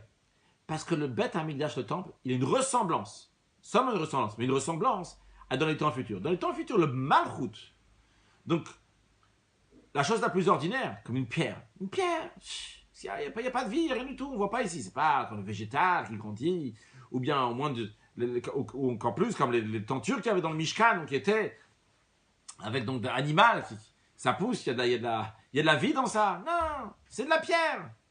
Mais dans la pierre, dans le niveau le plus ordinaire, c'est là-bas qu'on va retrouver donc le plus haut niveau de divinité, le Even Masa Boni Maitale Roshpina. Donc dans le niveau le plus inférieur, c'est là-bas qu'on va retrouver le plus haut. On va voir dans les temps futurs comment Malchut, il est encore plus haut que ça. Comme la femme, elle est encore plus haut que le mari. Et c'est pour ça que, vu qu'il y avait une ressemblance des temps futurs dans le Beth Amikdash, c'est la raison pour laquelle il a été créé avec des pierres, il a été créé avec du domaine, du minéral. Ça monte sur la sphère de Malchut. Ça n'a pas été fait avec du bois de Shittim, notre sommaire qui pousse, ça monte sur Zer Anpin. Mais, bien que ça a un avant-goût des temps futurs, et donc c'est fait avec des pierres, mais c'est pas fait avec du fer. C'est pas fait avec du fer. Du fer, c'est encore plus bas que les pierres. Ça, le fer, ça représente quoi? Le barzel, ça représente Malchut comme il descend dans Bia. Et ça, il n'y avait pas dans les Beth Amikdash, ni dans le premier, ni dans le deuxième. Ah, quand est-ce que va se dévoiler la qualité de Malchut quand il descend dans Bia? Pas quand il est dans la Tzilut. Ça, c'est la qualité du troisième temple. Ça va s'exprimer dans la force qu'il y a dans les pierres, dans le fer, pas seulement le pierre. Les fers qui sont encore plus forts. Eretz Asher Avanea Barzel. Avanea Barzel, des pierres de fer, de Malchut, comme ils descendent dans Bia. Ça va être dans les temps futurs, dans l'esprit de ce qu'on a dit avant, comme les shvachot, comme les servantes. Ils arrivent à un niveau encore plus haut que les imaot, que les matriarches. Donc la perfection dans Malchut, donc qu'on retrouve dans les Rachetevot de Barzel, non de fer. Donc pour l'instant, le Rabbi nous a montré comment Barzel, le fer, il y a quelque chose donc d'un niveau spirituel, que ça représente quelque chose d'extraordinaire, de très très haut, de positif, etc. Et le Rabbi donc nous a dit comment en vérité le Barzel, les choses qui ont l'air comme ça, qui sont tellement basses, en vérité, ils ont un niveau qui est très très haut. Et comme on a vu, que ce soit Malchut en général, que ce soit Malchut comme ils sont dans Bia, donc comment dans le premier, deuxième temple, il y avait la qualité de Malchut, et donc c'est pour ça que c'était fait avec des pierres. Mais juste c'était seulement un avant-goût des temps futurs. Et comment dans les temps futurs, lorsque Mashiach viendra, il y aura Malchut comme il descend dans Bia, que par cela, Daka, il y a la Shleimut, la perfection de Malchut, donc la perfection du troisième temple, Bezat Hashem, très prochainement. Maintenant, tout ça c'était juste pour dire que l'éternité du troisième temple s'exprime dans le Barzel, dans cette force qu'il y a dans le Barzel, dans le fer. Maintenant, dans ces Yuvav, le Rabbi rajoute encore un point, encore plus que ça. Que la perfection de ce Barzel positif dans le Beth Amikdash s'exprime pas seulement dans l'éternité du Beth Amikdash, mais aussi dans la construction du Beth Amikdash. C'est-à-dire que la construction du Beth Amikdash ne va pas être seulement faite avec du fer, pas avec des pierres, mais sera aussi fait avec du fer. Ça, c'est un chidouche du Rabbi. Une nouveauté du Rabbi. Le Rabbi dit, dans le Beth Amikdash même, il y aura des morceaux, des parties de la construction qui sera le Beth Amikdash. Si on veut dire aujourd'hui, parlons en construction, béton armé. Tu vois, un béton armé des choses. On parlait des ascenseurs, si on aura besoin, des escalateurs, je ne sais pas si on aura besoin, des ordinateurs, c'est sûr que ce n'est pas un problème. De toute façon, si tu veux prendre des ordinateurs portables, ça ne fait pas partie de la construction, à moins qu'il y aura des écrans là-bas aussi. Comme ça, pour les écrans, ils sont dans le mur, ils font partie du mur. Alors dans ce cas-là, peut-être c'est lié aussi avec ce barzel-là. Comme ça, tu vas, tu coches, tu écris tel sacrifice, je veux tel sacrifice, si tu payes avec ta carte, avec les moyens qu'il y aura. Donc, s'il y aura du barzel, s'il y aura du fer, alors on peut mettre du fer dans la construction du temple. Pas parce que amener du fer, pas que quelqu'un il pouvait amener du fer à l'intérieur du temple juste comme ça pour l'amener, mais pas on parle ici en tant que construction, où il y a des éléments qui sont liés avec le Beth Amikdash, comme la menorah. Le Rabbi en parle dans une des notes ici dans la Sikha, que la menorah en général était toujours en or, en argent, etc. Bien, en tous les cas, le Rabbi nous dit qu'il y aura un chelek ma'abin, dans une partie même de la construction, il y aura du barzel. Comment le Rabbi dit une telle chose? Alors déjà, le Rabbi nous dévoile toujours de Torah Chadash Amiditeit, c'est les sikhot des dernières années du Rabbi, c'est une nouvelle dimension de Torah qu'il y aura dans les temps futurs. Alors on peut dire, le Rabbi nous dévoile déjà un avant-goût de cette Torah Chadash, mais le Rabbi nous explique ça même dans notre tête de galoute, d'exil, et qu'on peut comprendre ça de manière tout à fait, bien sûr, basée sur la Torah, parce que soyons bien clairs, et il n'y a rien qui change de Torah Mitzvot, le Rabbi ne change strictement rien de Torah et des Mitzvot, les choses sont claires, c'est juste qu'il y a une nouvelle dimension qui est encore plus profonde dans la Torah, et voyons ici comment le Rabbi l'explique, comment d'après la Torah, on pourra avoir du barzel, du fer dans le Beth Amikdash. Alors, on a mentionné tout à l'heure le Midrash qui dit que Dieu, il a dit d'amener pour le Mishkan de l'or, de l'argent et du cuivre. Mais le Midrash nous dit barzel en tivkan, pas de barzel, pas de fer, ni dans le Mishkan, ni dans le Mikdash. Pourquoi? Parce qu'il a détruit le Beth Amikdash. Ça fait référence justement au premier et deuxième Beth Amikdash qui ont été détruits par du fer. Par contre, le Mikdash des temps futurs, le troisième temple, c'est une maison éternelle, qu'il n'y a pas de destruction. Et donc dans lui, il n'y a pas de quoi craindre qu'il va y avoir du fer négatif. Pourquoi? Parce que dans les temps futurs, ça s'annulait totalement toute notion de fer négative. Et donc, on peut avoir du fer. Et pas juste on peut avoir du fer, mais il faut qu'il y ait du fer. Pourquoi il faut avoir du fer? Pour montrer la particularité et la perfection d'avoir changé le fer. Ce même fer qui représente, qui a détruit le Beth Amikdash. On le change en un barzel en fer qui devient un chelek, une part du binyan Beth Amikdash, de la construction du Beth Amikdash. Et d'ailleurs, Rabbi rajoute, il dit dans Divrei Hayam, dans les chroniques, là-bas il y a écrit ce que David Amelach, ce que le roi David il a fait pour préparer ce qu'il fallait pour le Beth Amikdash. Et David Amelach il dit quelque chose d'intéressant. Alors le début c'est ordinaire, mais surtout la fin. Il dit comme ça, il dit j'ai préparé donc pour David Amelach, Dieu lui a dit toi tu ne pourras pas préparer le Beth Amikdash, mais tu ne pourras pas construire le Beth Amikdash. Ton fils Shlomo va le construire, mais David Amelach il a voulu prendre part, donc il a préparé au moins les plans. Il dit, David Amelach il dit j'ai préparé pour la maison de mon Dieu de l'or pour l'or, l'argent pour l'argent, d'une rochette pour une rochette, donc de la bronze pour la bronze, du cuivre pour du cuivre. Et après, il dit ha-barzel barzel, le fer pour le fer. Combien de fer il y avait? Ou barzel mea elef kikarim. Du fer, il y en avait 100 000 kikars. Je ne sais pas, ce serait juste de vous dire que c'est environ 400 grammes un kikar. Donc faites le calcul maintenant, 100 000 kikars. Il y a une discussion, c'est combien un kikar? C'est 3 œufs, c'est 3 œufs, 4 œufs. 4 œufs. En tous les cas, donc, combien la mesure? Un œuf, c'est environ 54, 56 grammes. Donc, faites le calcul environ, combien ça fait? C'est une grande quantité de fer. Le Rabbi dit pourquoi? Le Rabbi dit pas clairement c'est quoi cette grande quantité. Dans la note, le Rabbi parle, donc c'est le commentaire, ils ont à dire, etc. sur cette notion de fer. Mais, en tout cas, le Rabbi dit c'est quoi, pourquoi ce fer-là? Ce fer-là, quand on dit David Amelach, il a préparé, c'est pas juste David, le roi David. C'est David Malka Meshich, c'est le roi David Malka Meshich, il a préparé pour construire. C'est David Amelach évidemment qui a préparé ce fer-là, mais il a préparé pour la construction du temple par David Malka Meshich, pour préparer ce Beth Amikdash qui ne sera pas seulement d'or, d'argent et de cuivre. Il sera donc, il n'y aura pas 107 shlemut, il y aura aussi la perfection de barzel du fer. C'est la raison pour laquelle qu'il a construit aussi du fer, il a préparé du fer justement pour ce Beth Amikdash là. Ce n'est pas les mots dans la Sira clairement qu'il a préparé le fer, mais c'est ce qu'il sous-entend, ce que le Rabbi sous-entend.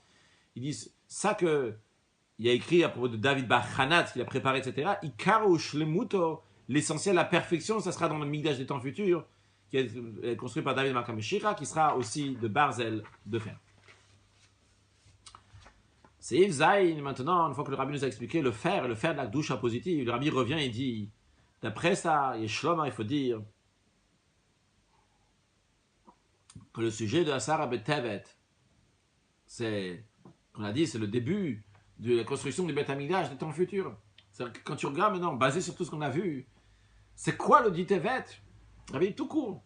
Le dit Tevet, c'est le début, la construction du troisième temps, du temps futur.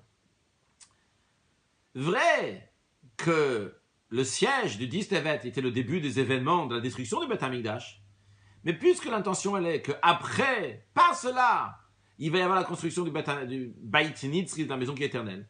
Donc le début des événements de cette destruction du Beth Amikdash, c'est aussi essentiellement le début de la construction du temple, du troisième temple, du temple qui va venir. Et c'est ça qui est allusionné lorsque Dieu dit à Yecheskel de symboliser le Matzor, le siège de la ville d'Yerushalayim avec une poêle en fer qui va être un mur de fer. L'intention et le but de cette destruction du temple par un barzel négatif de l'Omazé, c'est pour qu'après va se dévoiler la perfection du barzel d'Ikdusha, barzel positif dans le Beth Amikdash qui va se construire. Le Rabbi ici nous a expliqué c'est comment il faut voir la Asara Betevet. Quand ça arrive à Asara Betevet, c'est le début de la construction du temple futur lors de la Géoula. C'est comme ça qu'il faut voir. Et c'est ça le barzel qu'il faut voir. Sinon, il il y a un barzel ici. Mais dis pas juste, bon, il y a des barzels, ah, tu es en train de descendre, après finalement tu verras qu'il y a une remontée. Ce barzel-là même, de Yecheskel, ça même, c'est le barzel de ton futur, c'est ça qu'il faut voir. Prends tes lunettes et regarde avec des jumelles plus loin, on regarde plus profondément les choses.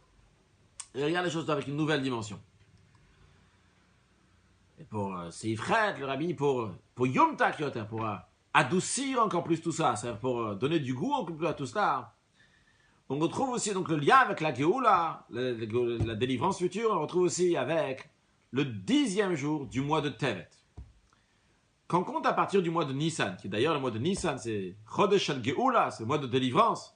Quand on commence le compte à partir du mois de Nissan jusqu'au mois de Tevet, le mois de Tevet c'est le 10e mois. Donc on a le 10e mois, on a le 10e jour du 10e mois. Donc le 10 du 10, Asiri et Kodesh, le 10 est saint. Ça fait allusion à la délivrance future, parce qu'on a la délivrance future, on retrouve la perfection de 10 dans plusieurs domaines. Il y a écrit dans les psaumes Allez Assor, de remercier Dieu avec une harpe qui est sur Allez Assor, sur 10 fils d'arbre, que la Gemara dit, ça fait référence au Olam Haba, au monde futur, qu'il y aura un harpe avec 10, quelle que soit l'explication. Il y a aussi un 10e cantique, le peuple juif a fait 9 cantiques, le 10e cantique on va le faire lorsque Mashiach va venir. Il y a eu 9 vaches rousses, la 10e vache rousse, on va la faire lorsque Mashiach va venir. Il y a eu 9 fois le compte du peuple juif, le 10e compte du peuple juif, lorsque Mashiach va venir.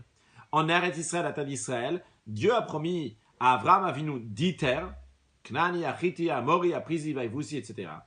Et il a donné seulement 7 terres. Les 3 autres, Kéni, Knizé, Kadmoni, ça va donner lorsque Mashiach va venir. En tout, il y aura 10 terres. Donc, chiffre 10 représente la perfection du 10 qu'il y aura lorsque Mashiach va venir. Donc, ça, c'est déjà un lien de fait que c'est 10. Le mois, c'est 10. Le jour, c'est 10. Ça représente déjà, c'est lié avec la Géoula. Encore un point. Le mois de Tevet, ce qui inclut, et particulièrement, c'est le 10e jour du mois de Tevet. Le mois de Tevet, la Gemara dit, c'est un mois que un mois que le corps profite du corps. Dans le sens littéral du terme, ça fait référence, d'abord la Gemara parle de Achashverosh, donc on lui a présenté Esther dans le mois de Tevet. Le mois de Tevet, c'est un mois dans lequel il fait froid. Donc le corps d'Achashverosh a profité du corps de Esther. C'est un mois où il y a besoin de plus de réchauffement, dans un gouf, nen et minagouf. Ça, c'est le sens littéral du terme. D'ailleurs, tout en restant dans le sens littéral et un peu plus profondément, le Rabbi ramène dans la note 114 que c'est aussi la notion, donc, qu'un gouf, nen et minagouf, c'est une relation entre hommes et femmes, donc de quelle va y avoir, la femme va être enceinte, la femme va accoucher, c'est lié aussi avec le 10 Tevet, parce que le 10 Tevet, c'est le début de la destruction du temple. Et le début de la destruction du temple, on retrouve à propos de la destruction du temple, que lorsque ils sont rentrés dans le temple, ils ont vu que les Krouvim, les chérubins, étaient, donc l'un et l'autre, les deux chérubins étaient enlacés l'un et l'autre, qui représentent comment les Juifs et Akadosh Baruch sont enlacés ensemble, alors que c'est le moment de la destruction. Et le Rabbi explique dans d'autres occasions que parce que quelqu'un, avant qu'il parte en voyage, il doit avoir un rapport avec sa femme.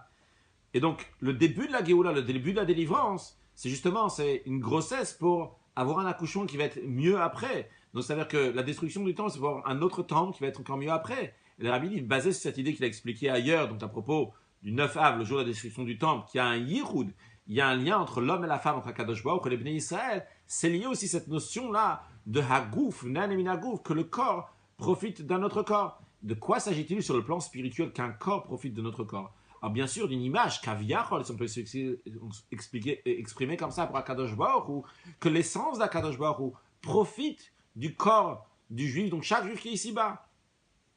Alors, essentiellement, il s'agit lorsque Mashiach va venir. Lorsque Mashiach va venir, il y a écrit que la Neshama Nizonet Minagouf, que la Neshama va être nourrie du corps. Aujourd'hui, c'est le corps qui est nourri par la Neshama. Lorsque Mashiach va venir, c'est la Neshama qui va être nourrie par le corps. À une autre occasion, il n'y a pas si longtemps que ça, dans une des sirotes du Rabbi, on a expliqué sur le sens spirituel des choses, comment le Rabbi il présente cette idée-là. L'idée en 2 mots seulement, c'était que le corps, il a été choisi par Atzmut, par l'essence d'Akadosh Baruch Hu, et c'est tout ce qu'il y a dans le corps, tout ce qu'on voit dans le corps, sa qualité, il n'a pas de qualité spéciale, comme la Neshama, mais tout ce qu'on voit, donc, c'est que Hachem l'a choisi, donc il y a le Etzem, l'essence d'Akadosh Baruch Hu qui a choisi le corps du juif. Lorsque Mashiach va venir, va se dévoiler cette qualité qu'il y a dans le Etzem du corps, qui va nourrir la Neshama, qui va profiter du fait qu'on va voir le Gilou Ya'atzm dévoilant de l'essence d'Akadosh Baruch Hu dans le corps. Mais ça, c'est une parenthèse seulement. Continuons. Le Rabbi dit donc pas seulement que Neshama Nizonat Minagouf, parce qu'il y a écrit Hagouf nen et minagouf, que le corps profite du corps. Donc c'est pas seulement que la neshama va être nourrie du corps, mais encore plus que ça, que Atzmut, l'essence de Dieu, il est nehen, il profite, si on peut dire, minagouf, donc du corps du juif. Donc c'est lié aussi donc avec la Géoula, parce que le Rabbi dit c'est le gouf, nen et minagouf. Ça que c'est le mois de terre, sa particularité, que le corps profite du corps, ça va être lorsque Mashiach va venir. Et Rabbi dit c'est encore plus souligné quand le 10 Tevet il tombe comme cette année, donc c'est le mardi. La particularité du troisième jour de la semaine, le mardi, c'est lorsque Dieu il a créé le monde, il a dit 2 fois l'expression de Kitov. Kitov, c'est que Kitov, que c'est bien. Le deuxième jour de la création, Dieu il n'a pas dit Kitov. Il a dit une fois Kitov, donc pour se rattraper, le mardi il a dit pour se rattraper entre guillemets, après avoir fini donc le travail de lundi, le mardi, donc il a dit une fois Kitov, et une deuxième fois pour ce qui a été fait le jour même. Qu'est-ce qui a été fait ce jour-là? Il y a écrit, Dieu il a dit à la terre, que la terre se couvre de végétaux, Esev Mazri Azera, des herbes produisant une semence. De même il a dit Etzperi, il y avoir des arbres fruitiers, Osepri le mino, donnant des fruits selon leur espèce.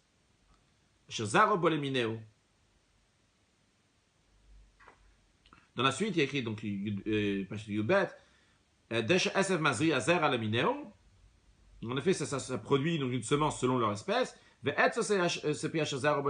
arbres donnant des fruits dont la semence est en eux selon leur espèce. Qu'est-ce que ça veut dire ici?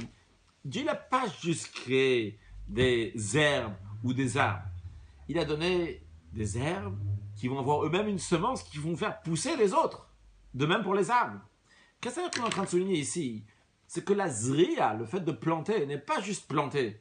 Ici, quand tu vois planter, automatiquement dans ta tête, dans tes yeux, ce que tu dois voir, tu dois le début de la pousse. C'est en train de pousser. Il y a quelque chose qui est en train de pousser ici. C'est pas juste planter, c'est pas juste semer. Quand tu sèmes, directement, vois avec tes lunettes différemment. Vois la hatralata atzmicha. Que maintenant il y a quelque chose qui va pousser. Tu n'es pas en train de juste de mettre quelque chose dans la terre. Tu es ici pour qu'il y ait quelque chose qui va pousser. Et d'ailleurs, en effet, nos sages disent que est-ce que quelqu'un va mettre dans la terre un CA pour ressortir un CA? Tu mets un CA pour en ressortir plusieurs kourines. Un CA, c'est environ 7 kilos. Et un corps, c'est 30 fois. Un CA et kourine, c'est plusieurs même. Donc en tous les cas, quand tu plantes quelque chose dans la terre, c'est pour en avoir beaucoup plus après. Donc, au moment où tu es en train de planter, qu'est-ce que tu vois ici? Tu n'es pas juste en train de mettre une graine dans la terre. C'est parce qu'il y a la tzmicha. Tu vois déjà la tzmicha, des choses qui vont pousser.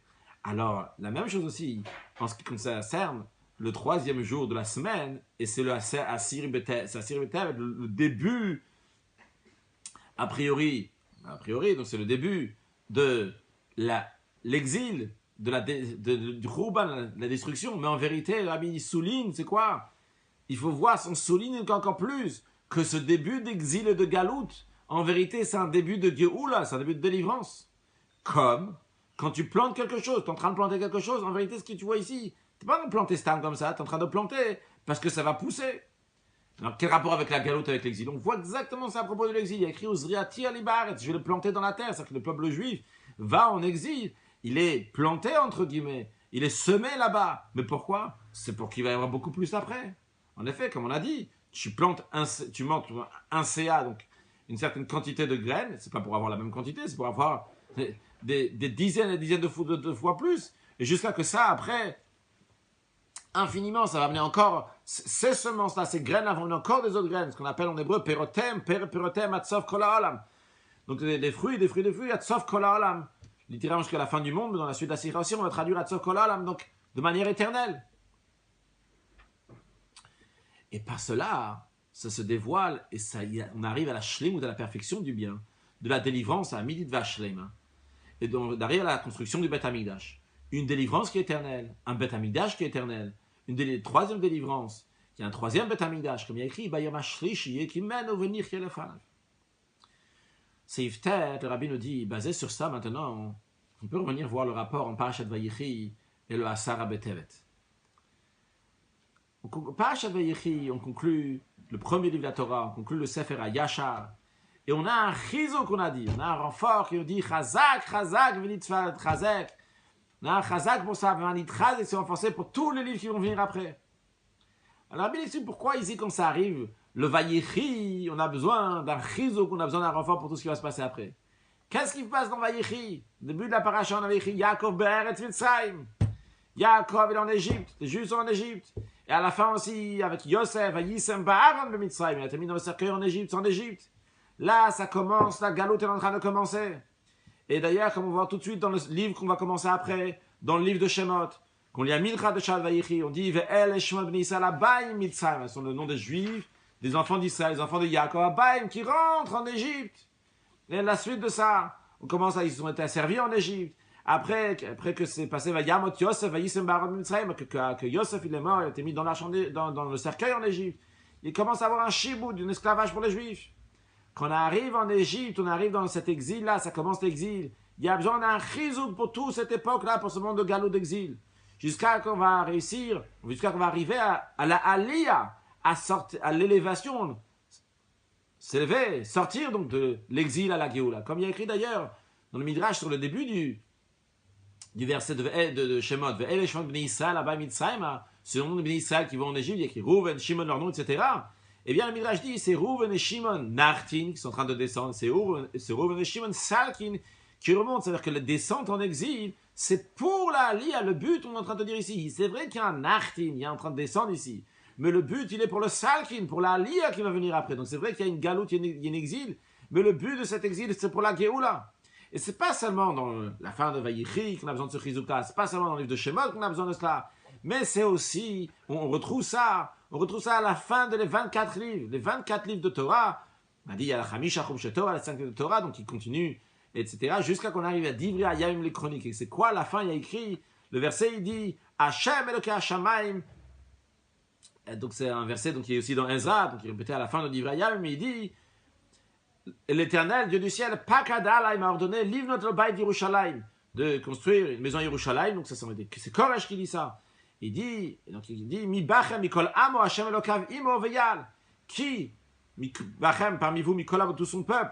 Dieu est avec lui, veyal et qui monte. Donc c'est le dernier mot de tous les livres des 24 livres, c'est quoi? C'est veyal, c'est monter. C'est-à-dire que le but c'est quoi? C'est l'élévation de l'exil à la Géoula, donc pour pouvoir construire le Beth Amikdash, un Beth Amikdash qui va être un niveau encore plus haut. Que Gadol Yekvo la Beit Hazeh.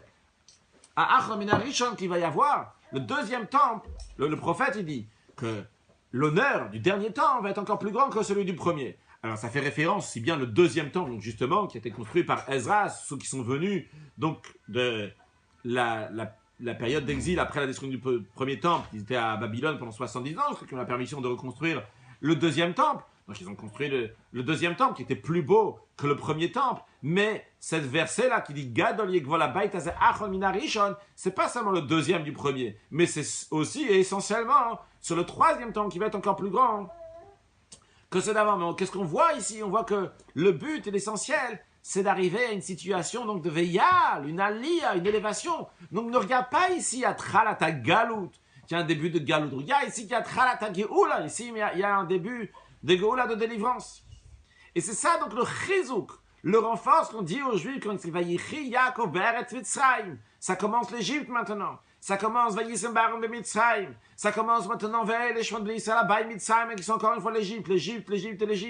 Et encore donc l'exil de l'Égypte.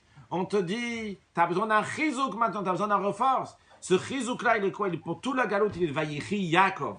Il est avec la vie de Yaakov. Sur ça, tu dis Chazak, Venit Chazak. Parce que Yaakov, c'est quoi son inyan, c'est quoi son sujet? C'est la Torah.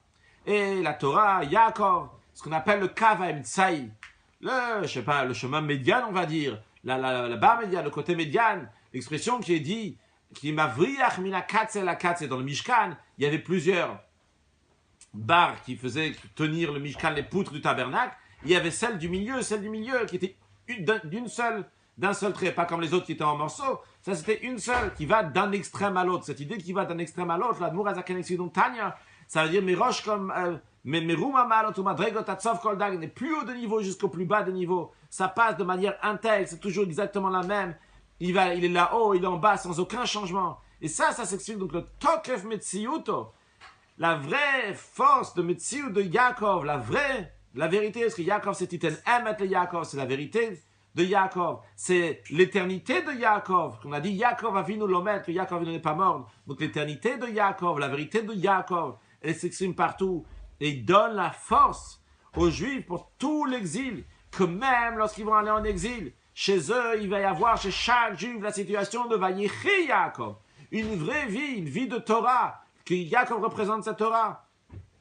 Que par à travers la Torah, ça montre le tokef, la fermeté, la vérité qu'il y a chez le Juif, la nitzriut, l'éternité qu'il y a chez le Juif.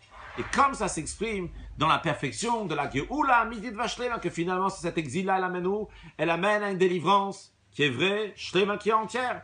Une Geoula qui est éternelle, un temple qui est éternel, une troisième délivrance, le troisième Beth Amikdash qui est lié évidemment avec Yaakov, qui est le troisième des patriarches. De manière plus détaillée, le Rabbi nous dit, ce chizouk, ce renfort, surtout le moment de l'exil jusqu'à qu'on arrive à la Geoula, Mitidva Shlema, il se fait par le fait que Zaro Bachaim, sa descendance est en vie. Parce que l'éternité de Yaakov, quand est-ce qu'on la souligne, comment est-ce qu'on la dévoile? Dans sa descendance. Dans la suite de sa descendance jusqu'à la fin de toutes les générations, dans le comportement, dans leur vie quotidienne, dans le chemin de Yaakov. Comme ça se dévoile l'éternité de Yaakov. Et par cela, ça se dévoile concrètement l'éternité de la délivrance et du temple, qui correspond à Yaakov, le troisième temple. Et ça, ce qu'on vient de dire maintenant, ce chizouk-là, pour le peuple juif qui est en exil, et ce qu'il comporte, il va dans le chemin de Yaakov, et Zaro Bachaim, et va Yechi Yaakov. De manière de Yechi Yaakov, c'est souligné dans la suite de la paracha, lorsqu'on dit Vaishtachu Yisrael al Rosh Hamita, que Yisrael, donc Yaakov, il a mis sa tête sur le lit, on dit Al-Shehaita Mitato Shlema, parce que son lit était entier, c'est-à-dire que toute sa descendance était parfaite, sont bien comportés ses 12 enfants. Et la bénédiction qu'il a donnée aux 12 tribus, il a donné Vaïvaich Otam, Kulam Bemash Varashidi. Donc il a tous béni, donc dans la perfection de ces 12 tribus, donc on dit les 12 tribus, les 12 enfants, c'est tous les béné Israël. Dans les 12, dans tous, Mitato Shlema, tous, il y a la perfection, l'éternité de la vie de Yaakov jusqu'à la fin de toutes les générations. Et grâce à cela, grâce à cette force-là, les Juifs, ils sortent, ils montent de l'exil à la Géoula éternelle. Rabbi rajoute que dans l'expression de Zaro Bachaim, sa descendance est en vie. Cela fait allusion aussi que la galoute, qu'on a dit tout à l'heure que l'exil, c'est la notion de Zria, c'est le fait de planter. Et on a dit quand on plante, ça, t'es pas en train de mettre une graine dans la terre. Aïe, la graine est dans la terre. Qu'est-ce que tu es en train de voir ici? Waouh, je suis en train de mettre une graine ici. Je vois déjà tout ce qui va pousser de ça, beaucoup plus, encore mieux. Et ça, c'est le chizouk pendant tout le renfort des Juifs, pendant toute la galoute, parce qu'ils savent que la tzmicha de la Géoula, elle se fait par la zria. Le fait qu'il va pousser une délivrance, c'est parce qu'on a planté. Qu'est-ce que ça veut dire? La Bourrez Akani dans Tanya, que la délivrance vient par Maaseinu, Vavodateinu, Kolzman Mashecha Galut, par nos actions, par notre travail pendant l'exil. Quand tu es en train de faire des choses pendant l'exil, tu es en train de planter. Mais ici, tu ne vois pas seulement que tu es en train de planter, tu vois ici que tu es en train de faire pousser des choses. Et ça, donc, c'est le Zaro Bachaim. Le fait que tu sais que tu es en train d'être Zoréa, en train de planter. Et ça, c'est une Géoula en soi-même, le fait de planter, de mettre quelque chose dans la terre. Ça, c'est un chizouk. C'est ce qui te donne la vie. Je ne dis pas clairement ce qui te donne la vie, mais a priori, ce qui veut dire ici, le chizouk. Maintenant, basé sur tout ce qu'on a expliqué, on comprend le lien entre Pachat Vayechi et Asara Betevet. C'est le même coup c'est le même point. Qu'est-ce qu'on a souligné donc d'Asara Betevet? C'est quoi? C'est qu'ici, le début de cette destruction, le début de cet exil, le siège sur Yerushalayim, en vérité, c'est quoi? C'est le début de la construction du temple à toute sa force. On a dit le Barzel, etc. C'est la raison pour laquelle on dit Parashat Vayechi. Parashat Vayechi, c'est le même inyan, c'est le même sujet. Ça commence l'exil, tu descends en Égypte. Mais il y a aussi la Géoula ici, la Géoula éternelle qui est là. Comme la Zria, le Zaro Bachaim, quand tu es en train de planter, il y a déjà la Tzmicha. Le Rabbi nous dit un Veyum Takyoter.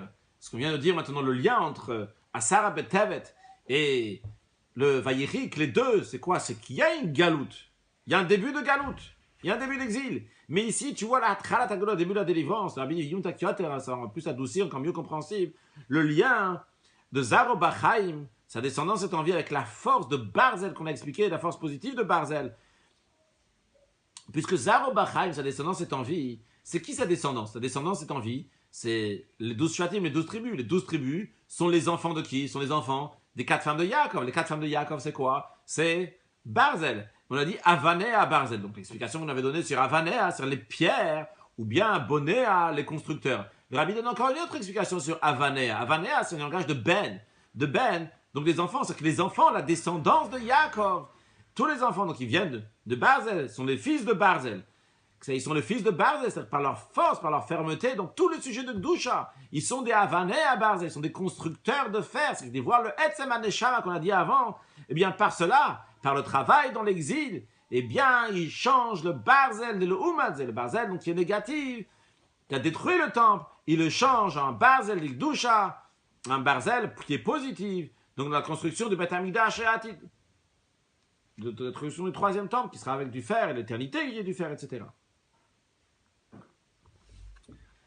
Jusqu'à là, le Rabbi l'a expliqué qu'est-ce que représente le Distevet, qu'est-ce que représente Vayechi, et comment on retrouve le même point entre le Distevet et Vayechi.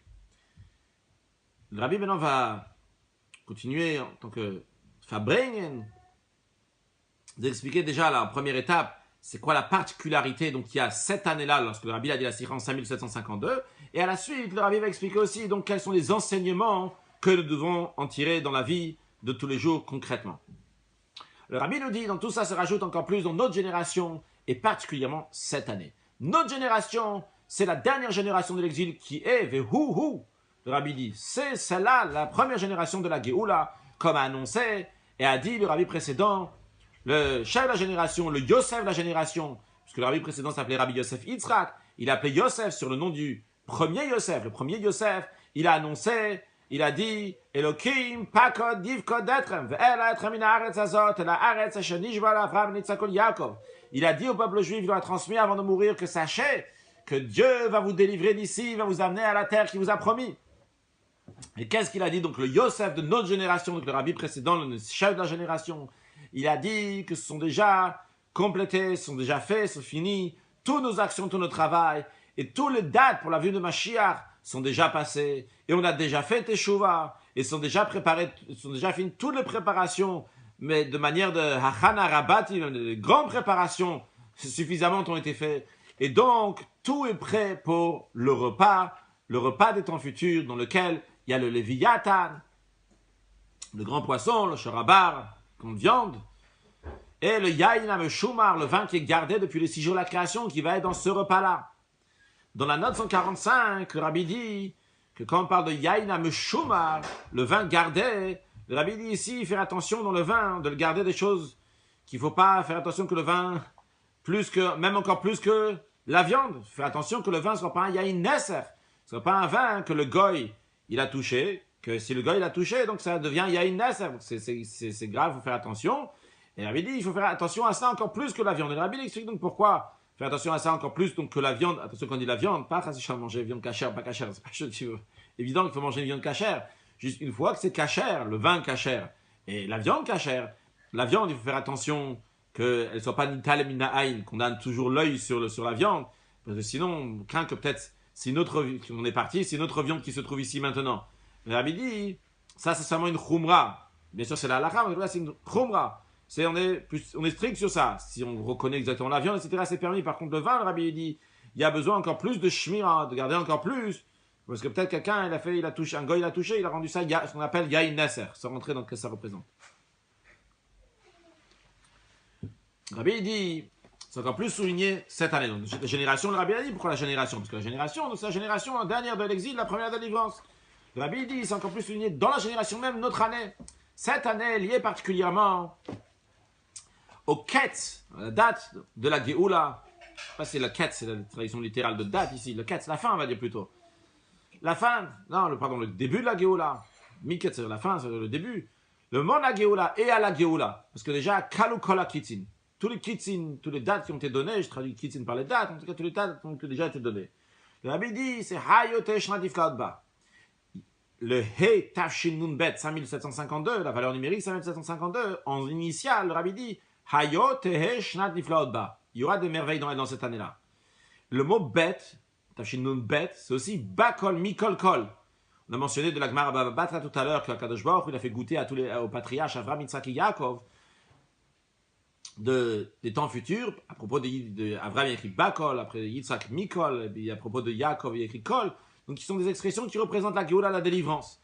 Le Rabbi dit, donc le bas, c'est Bakol, Mikol, Kol, qui fait référence sur la délivrance, Amitit Vashlema, par Mashiach Tzidkenu, comme les jours de la sortie d'Égypte, Dieu va nous montrer des merveilles, puisque l'année s'appelle Niflot, donc c'est Niflot, des merveilles, comme on l'a vu donc lors de la sortie d'Égypte, qu'à ce moment-là, il y aura tous les sujets, Bakol, Mikol, Kol, dans tous les domaines, de manière de Niflot, de merveilles. Encore un point essentiel de la Rabbi dit que Bakol, Mikol, Kol, donc dans tout, le mot Kol, c'est-à-dire tout, j'aurais dû le dire avant peut-être. Donc Bakol, Mikol, Kol, c'est le niveau des patriarches, qu'Akadosh Baruch Hu, ça fait goûter des temps futurs. Et la perfection dans cela, aussi bien chez les patriarches, aussi bien chez chaque juif, et bien dans les temps futurs. Lorsque vont ressusciter les trois patriarches, avec eux, les quatre matriarches, pardon. Ça, Rivka, Rachel et Léa. Et aussi, on avait dit les 4 femmes de Yaakov, donc ce sont les 4 matriarches des 12 tribus, Bila, Rachel, Zilpa et Léa, et Rabbi dit pas seulement eux aussi, mais Ve'adera, comme on a déjà dit avant, que Nekeva Tesser-Ger, quand Mashiach va venir, donc la femme va être plus haut que, littéralement, va tourner autour de Tesser-Ger, ça va traduire le sens, Tesser-Ger va être plus haut que l'homme, et Shetraï la Terbak, la femme vertueuse va être la couronne de son mari, comme c'est souligné dans l'ordre des 4 matriarches, dans les initiales, Barzel, et que les servantes sont avant les maîtresses. Avec eux, donc, vont ressusciter tous les bénis Israël, toutes les générations. Réveillez-vous et réjouissez-vous, ceux qui résident dans la poussière. Et à plus forte raison, tous les juifs qui sont de notre génération. Et en ce qui concerne les juifs de notre génération, des âmes vivantes, dans des corps vivants, sans aucun arrêt de vie, chas v'shalom, c'est-à-dire que continuer à vivre une vie éternelle. Et le chef de notre génération à notre tête, et tous ensemble, après avoir ressuscité, donc avec ceux de la génération, on vient en terre sainte, une eretz chita au sora v'gefen utena v'rimon eretz zet shemen udvash, une terre de blé, d'orge, de raisin, de figues, de grenades, de dattes et d'olives et de dattes. Eretz asharavane à Barzel, une terre donc ces pierres sont de fer, et là-bas même à Yerushalayim ira kodesh, au Bet Hamikdash Ashlishi, dans lequel il y aura la perfection de Barzel positive. C'est la raison pour laquelle le Rabbi dit dans notre génération, cette année-là, c'est encore plus souligné, et pas essentiellement le chizouk, le renfort qu'il y a dans. On souligne l'intention de la Géoula qu'il y a au début de la galoute. Et à plus forte raison, après la perfection de nos actions pendant toute la galoute, l'exil et Tekefumia tout de suite, vient la Géoula Nitzrit, la délivrance éternelle, et le Bet Hamikdash qui est éternel, Bepoel ou Begalou, concrètement de manière dévoilée. Qu'à ce moment-là, nous allons voir deux choses. Premièrement, on va voir qu'à la place qu'il y a un matzor, un siège sur la ville de Yerushalayim, à la place de ça, ça se fait une largesse dans Yerushalayim, comme il y a écrit Verama Veyashvet Tarter. Il y a écrit donc Yerushalayim, le Rabbi ramène le pirouche du Radak, qui explique donc Rama, c'est qu'il va être haute, Veyashva, c'est que tout en étant à sa place, elle va s'allonger, s'élargir Yerushalayim, au-delà de toutes les limites, même les limites donc du muraille, comme il y a écrit Praz Tesha Yerushalayim, que Yerushalayim va s'installer, va exister donc sans muraille, puisque Yerushalayim va s'étendre dans toute Eretz Israël, et Eretz Israël va s'étendre dans le monde entier. Ça, c'est le premier point. Donc, à la place qu'il y a assiégé Yerushalayim, bloqué Yerushalayim, il n'y aura pas de blocage sur Yerushalayim. Au contraire, ça va s'étendre de partout. Ça, c'est un. Il y a un deuxième point, le Rabbi nous dit qu'à la place du Basel, à la place de ce fer-là, donc, qui est négatif, donc, qui a été montré à Yecheskel, qui représente sur la destruction du temple, à la place de ça, il va y avoir un Barzel, donc un fer de Gdusha dans la construction même du Bet Hamikdash Ashlishi.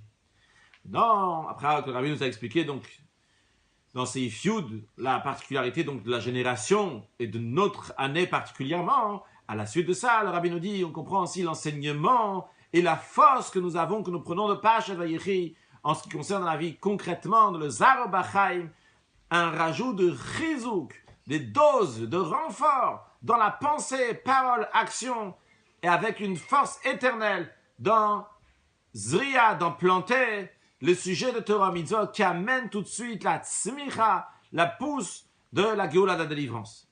En ce qui concerne l'effet de Zaro, ce qui concerne l'effet de la descendance, qu'est-ce que ça veut dire? Qu'est-ce qu'il faut faire? Le Rabbi dit, il faut rajouter du chizouk, ça fait chizouk dans l'éducation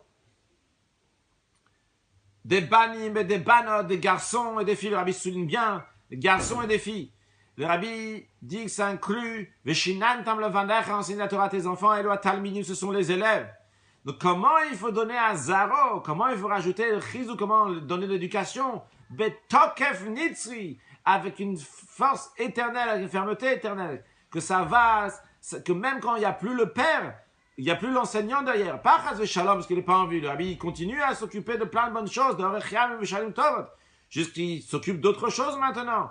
Parce que il a d'autres choses qui sont importantes à faire après cela, mais vu qu'il a tellement bien planté dans son zera, dans ses enfants, dans ses garçons, dans ses filles, dans ses élèves, l'éducation, ça a été planté, et bien après, ça continue de Zaro, Zera, Zaro, Ad Sokoladot, jusqu'à la fin de toutes les générations, Zaro Bachaim. Là, on voit la Nitzriout, l'éternité de la vie de l'éducateur, Hu Bachaim, que l'éducateur aussi ont envie à travers Zaro Bachaim, à travers l'éducation qu'il a donnée à ses enfants, à ses élèves. Alors, Rabbi dit, Vaïchi Yaakov nous dit qu'il faut un renforcement dans ça, dans Zaro Bachaim, que ça montre que Hu Bachaim, que celui qui donne, il est Bachaim, lui-même il a envie. Ça, c'est en ce qui concerne comment on transmet aux autres. Le Rabbi dit de la même manière aussi en ce qui concerne chaque action personnelle que nous faisons, chacun dans sa vie personnelle. Chaque action qu'on fait, c'est une zriya, c'est semer. Chaque chose, chaque action, chaque parole, chaque pensée, elle est faite avec un tokef de nitzriout, avec une force éternelle qui amène, que ça va pousser plein de bonnes choses. Perotem ou pere perotem, matzav kol ha'olam, des fruits jusqu'à infiniment. C'est la raison pour laquelle, que même lorsque s'arrête cette action de Torah, pourquoi elle s'arrête? Le Rabbi ici comme parenthèse, parce que des fois il arrête cette action-là pour en faire une autre action. Deuxièmement, le Rabbi dit aussi que des fois on s'arrête pour reprendre des forces pour continuer après. Lorsque on dort, que la Neshama elle monte là-haut pour se ressourcer de vie lorsqu'elle monte. Le Rabbi nous enseigne même quand tu dors, c'est pas à dormir, c'est un Neshama qui part se ressourcer. À ce moment-là, c'est obligé qu'il y a un arrêt dans l'action, dans la parole, même dans la pensée. Mais le Rabbi dit, même quand il s'arrête, il arrête son action. Mais vu que son action a été tellement faite avec un tokef de nitzriout, avec une éternité, eh bien, c'est de manière que son action, elle continue à vivre. Que son action continue à vivre. C'est pas juste qu'il a fait une seule fois, et après, il n'y a plus rien du tout. Mais c'est une action qui est vivante, de manière qu'elle continue, va faire planter, va faire pousser encore d'autres choses, infiniment. Donc là, on voit donc le nitzriout, cette éternité de sa vie, hu b'chaim, dans chaque action qu'il fait pendant toute sa vie. Comme je le comprends, peut-être que quelqu'un peut le comprendre autrement, c'est des fois ça peut être un sujet de Torah. Mais il peut y avoir un sujet de Torah qui a été dit, qui a été transmis. Bon, il y a eu des infos, Khazak, il y a eu des infos très bien, etc. Nous, mais après, est-ce que de ça a poussé des choses, il y a quelque chose qui va en sortir? Alors c'est sûr que c'était très bien, mais le Zaro Bachaim, c'est que l'action a été faite. Une fois que l'action a été faite, ou la parole a été dite, ou je ne sais pas si la pensée aussi, si on l'a pensé aussi, eh bien, dans la suite de ça, il y a encore des effets, même quand toi, tu n'es plus là, il y a une suite. Il a fait une mitzvah avec chaleur, etc. Dans l'action même, cette action, elle rappelle aux autres aussi de faire, etc. C'est parce que ton action elle-même, elle amène aussi d'autres actions. Rabbi ici, papa, ici, des autres a priori. Mais d'un côté aussi, c'est l'idée que ce que tu as fait, ça reste éternel. Pourquoi? Parce que tu as mis une force éternelle à l'intérieur. Tu as mis ton barzel à l'intérieur. Le Etzem Neshama. Ça, le Rabbi dit, ça se fait par ça qu'on dévoile le Yaakov qui est dans lui. Donc, le Yaakov qui se trouve dans chaque juif, le Yud Ekev. Yaakov, c'est composé de Yud. Ekev. Yud, c'est quoi le Yud? Yud, ça représente le Pinteleid, le Nekudat Yadut, l'essence du judaïsme, l'essence d'un Neshama. Vu que le Neshama, c'est un Chelek Eloka Bimal Mamashna, on a une parcelle divine dans nous. Donc cette parcelle divine, il y a le Yud, de Yud Kevavke du tétragramme, qu'il est racheté votre initiale, la première lettre du Yud Kevavke. Donc ce Yud-là, on l'a dans nous. On n'a pas seulement le Yud, on a Yaakov dans nous. Donc ce Yud-là rentre dans toute notre existence jusqu'à qu'il arrive au Ekev, jusqu'à qu'il arrive au talon. Et c'est pour ça donc on voit cette éternité de l'essence d'un Neshama dans chaque action qu'il fait. Pourquoi? Parce qu'il a dévoilé le Yud Ekev qui est dans lui. Le Yud, il a dévoilé le Etzem Neshama, l'essence d'un Neshama. Il a dévoilé dans tout, jusqu'au Ekev, jusqu'au talon. Donc tout le juif, c'est toute de la tête aux pieds. Il est entièrement pris, imprégné de Etzem Neshama. Donc tout ce qu'il fait, de pensée, parole, action, c'est de manière éternelle. Rabbi dit Ve'od ve'ua ikar. Donc un troisième point qui est essentiel. On dit le premier point, c'est Zaro Bachaim, de transmettre aux enfants, aux élèves, de manière donc que ça soit éternel. Après, que les actions qu'on fait aussi vont être éternelles. Rabbi dit Ve'od ve'ua ikar, encore un point essentiel. Que ça qu'on plante dans cette peoula, cette action, elle fait la tzmicha de la geoula. L'essentiel, c'est ce qu'on va on va semer, ça va amener la délivrance. Comme le Rambam il dit que par une mitzvah, c'est une mitzvah, le Rabbi traduit, une action, une parole, une pensée, eh bien on fait pencher la balance de soi-même, du monde entier, du bon côté. On amène une délivrance au monde entier. Et à ce moment-là, le Rabbi dit, dans ce cas-là, le Chaim Nitzrim, la vie éternelle, on sera chez chaque juif littéralement, commençant par les juifs de notre génération, des âmes dans un corps, les Orecham Meshanu Tovot pour de longues années, pas seulement 147 ans comme la vie de Yaakov, pas seulement 180 ans comme la vie de Yitzhak, mais une vie éternelle, de la même manière pour tous les Israël, de toutes les générations qui sont avant, qu'à Kitsu, Veranu, Neshorne Ava, qui vont se réveiller, se réjouir, ceux qui résident dans la poussière, et en ce qui concerne les Israël de toutes les générations qui sont après, jusqu'à la fin de toutes les générations. Donc ça, c'est les enseignements qu'il faut en tirer. Zaro Bachaim, Rabbi dit, Hiratson, que la hachlata même, le fait même de prendre la résolution, de rajouter une mitzvah de manière qu'on plante, même avant de l'accomplir concrètement, eh bien cette zriya-là, donc de penser à la résolution, ça même, ça va amener la tzmicha, ça va amener la pousse, donc fleurir de la geoula, de la livrance concrètement, tel que Fumiyal Mamash tout de suite, ce Shabbat-là, Shabbat Chazak, du premier livre de la Torah, qui inclut le chizuk, le renfort de 5 livres de Torah, les 24 livres saints, jusqu'à la conclusion des livres des chroniques d'Ivrei Hayam qui conclut avec le Veyal, qui monte, ça c'est le dernier mot, donc l'élévation de l'exil vers la Géoula de délivrance. Et que déjà avant la lecture de Mincha, avant qu'on va lire Ve'el Eshmon Ben Yisrael Bay Mitzrayma, avant même qu'on va lire que les Juifs viennent en Égypte, il y aura déjà le Reuven et Shimon Salkin, comme Reuven et Shimon ils montent d'Égypte, les 12 Shvatim, les patriarches, les matriarches, Moshe, Aaron avec eux, et le chef de génération de Sidoreinu, le Yosef Shebedoreinu, que l'homme qui n'est pas mort, comme Yaakov Avinu, et le Tolot Yaakov Yosef. Rabbi dit, il y a écrit le Tolot Yaakov Yosef, c'est que la descendance de Yaakov, c'est Yosef. De la même manière que Yaakov n'est pas mort, la descendance de Yaakov, donc qui est Yosef, n'est pas mort. Et donc, le Rabbi fait référence donc au Rabbi précédent, Yosef, de la génération. Rabbi dit qu'Ayadoua, comme c'est connu, que Nassi Dorenu, Nassi, de la génération, c'est les initiales de Nitzutzo Shel Yaakov Avinu. L'étincelle de Yaakov Avinu, c'est dessus de Yaakov Avinu.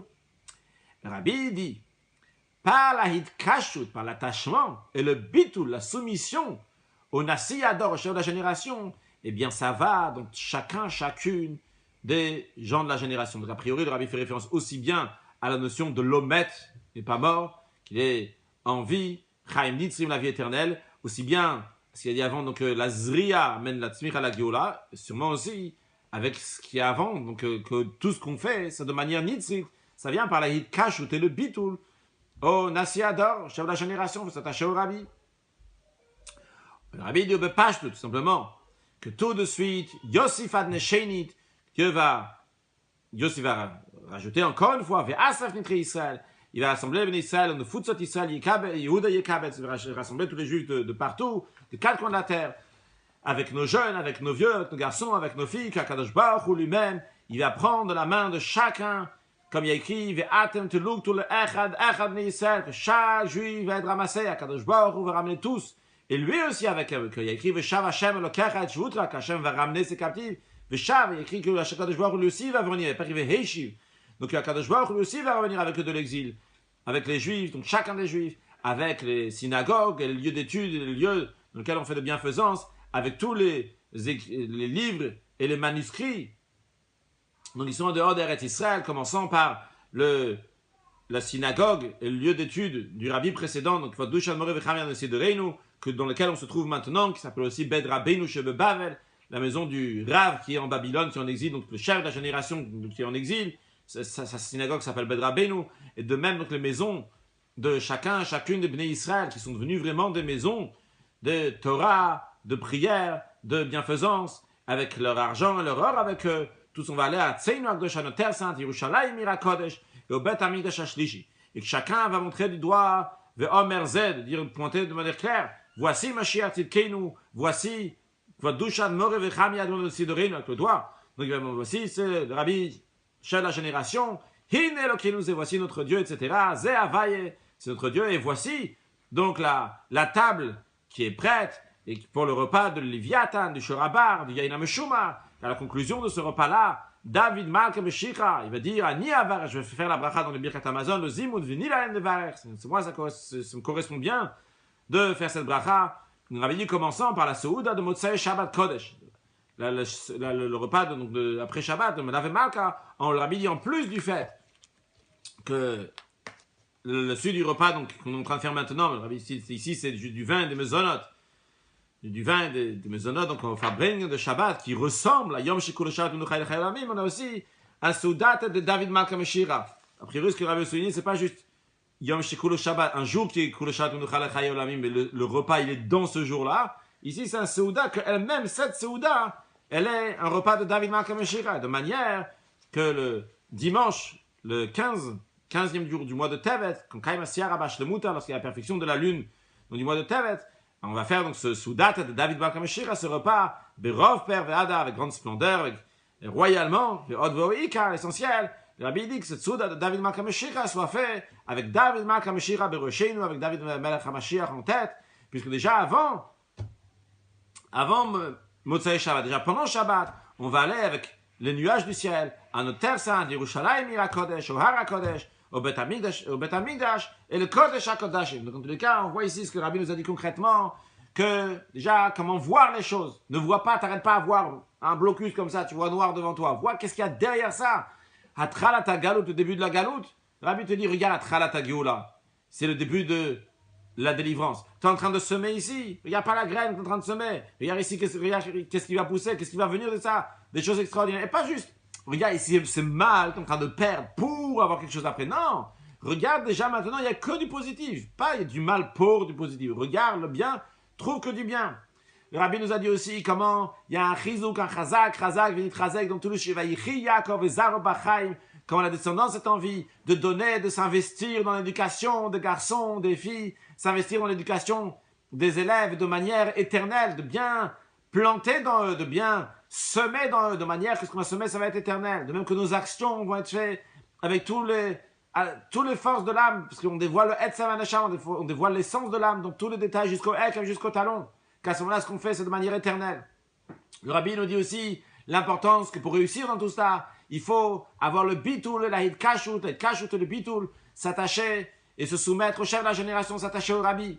Le Rabbi nous dit aussi dans l'importance de faire Melav Malka, et surtout donc ce Motzei Shabbat, de faire Melav Malka qui est royal, et que Bezrat Hashem, ce Melav Malka soit fait avec Mashiach Tzidkenu. Dans les derniers instants de l'exil, on a tous le Chazak, Venit, Chazak, un grand renfort dans tous les sujets de Yaakov, et que ça soit Vayichi Yaakov, on ressent la vie de Yaakov dans chaque pensée, parole et action, et qu'on puisse accueillir Mashiach Now, le Chaim, Chazak, Venit Chazak, Mashiach Now.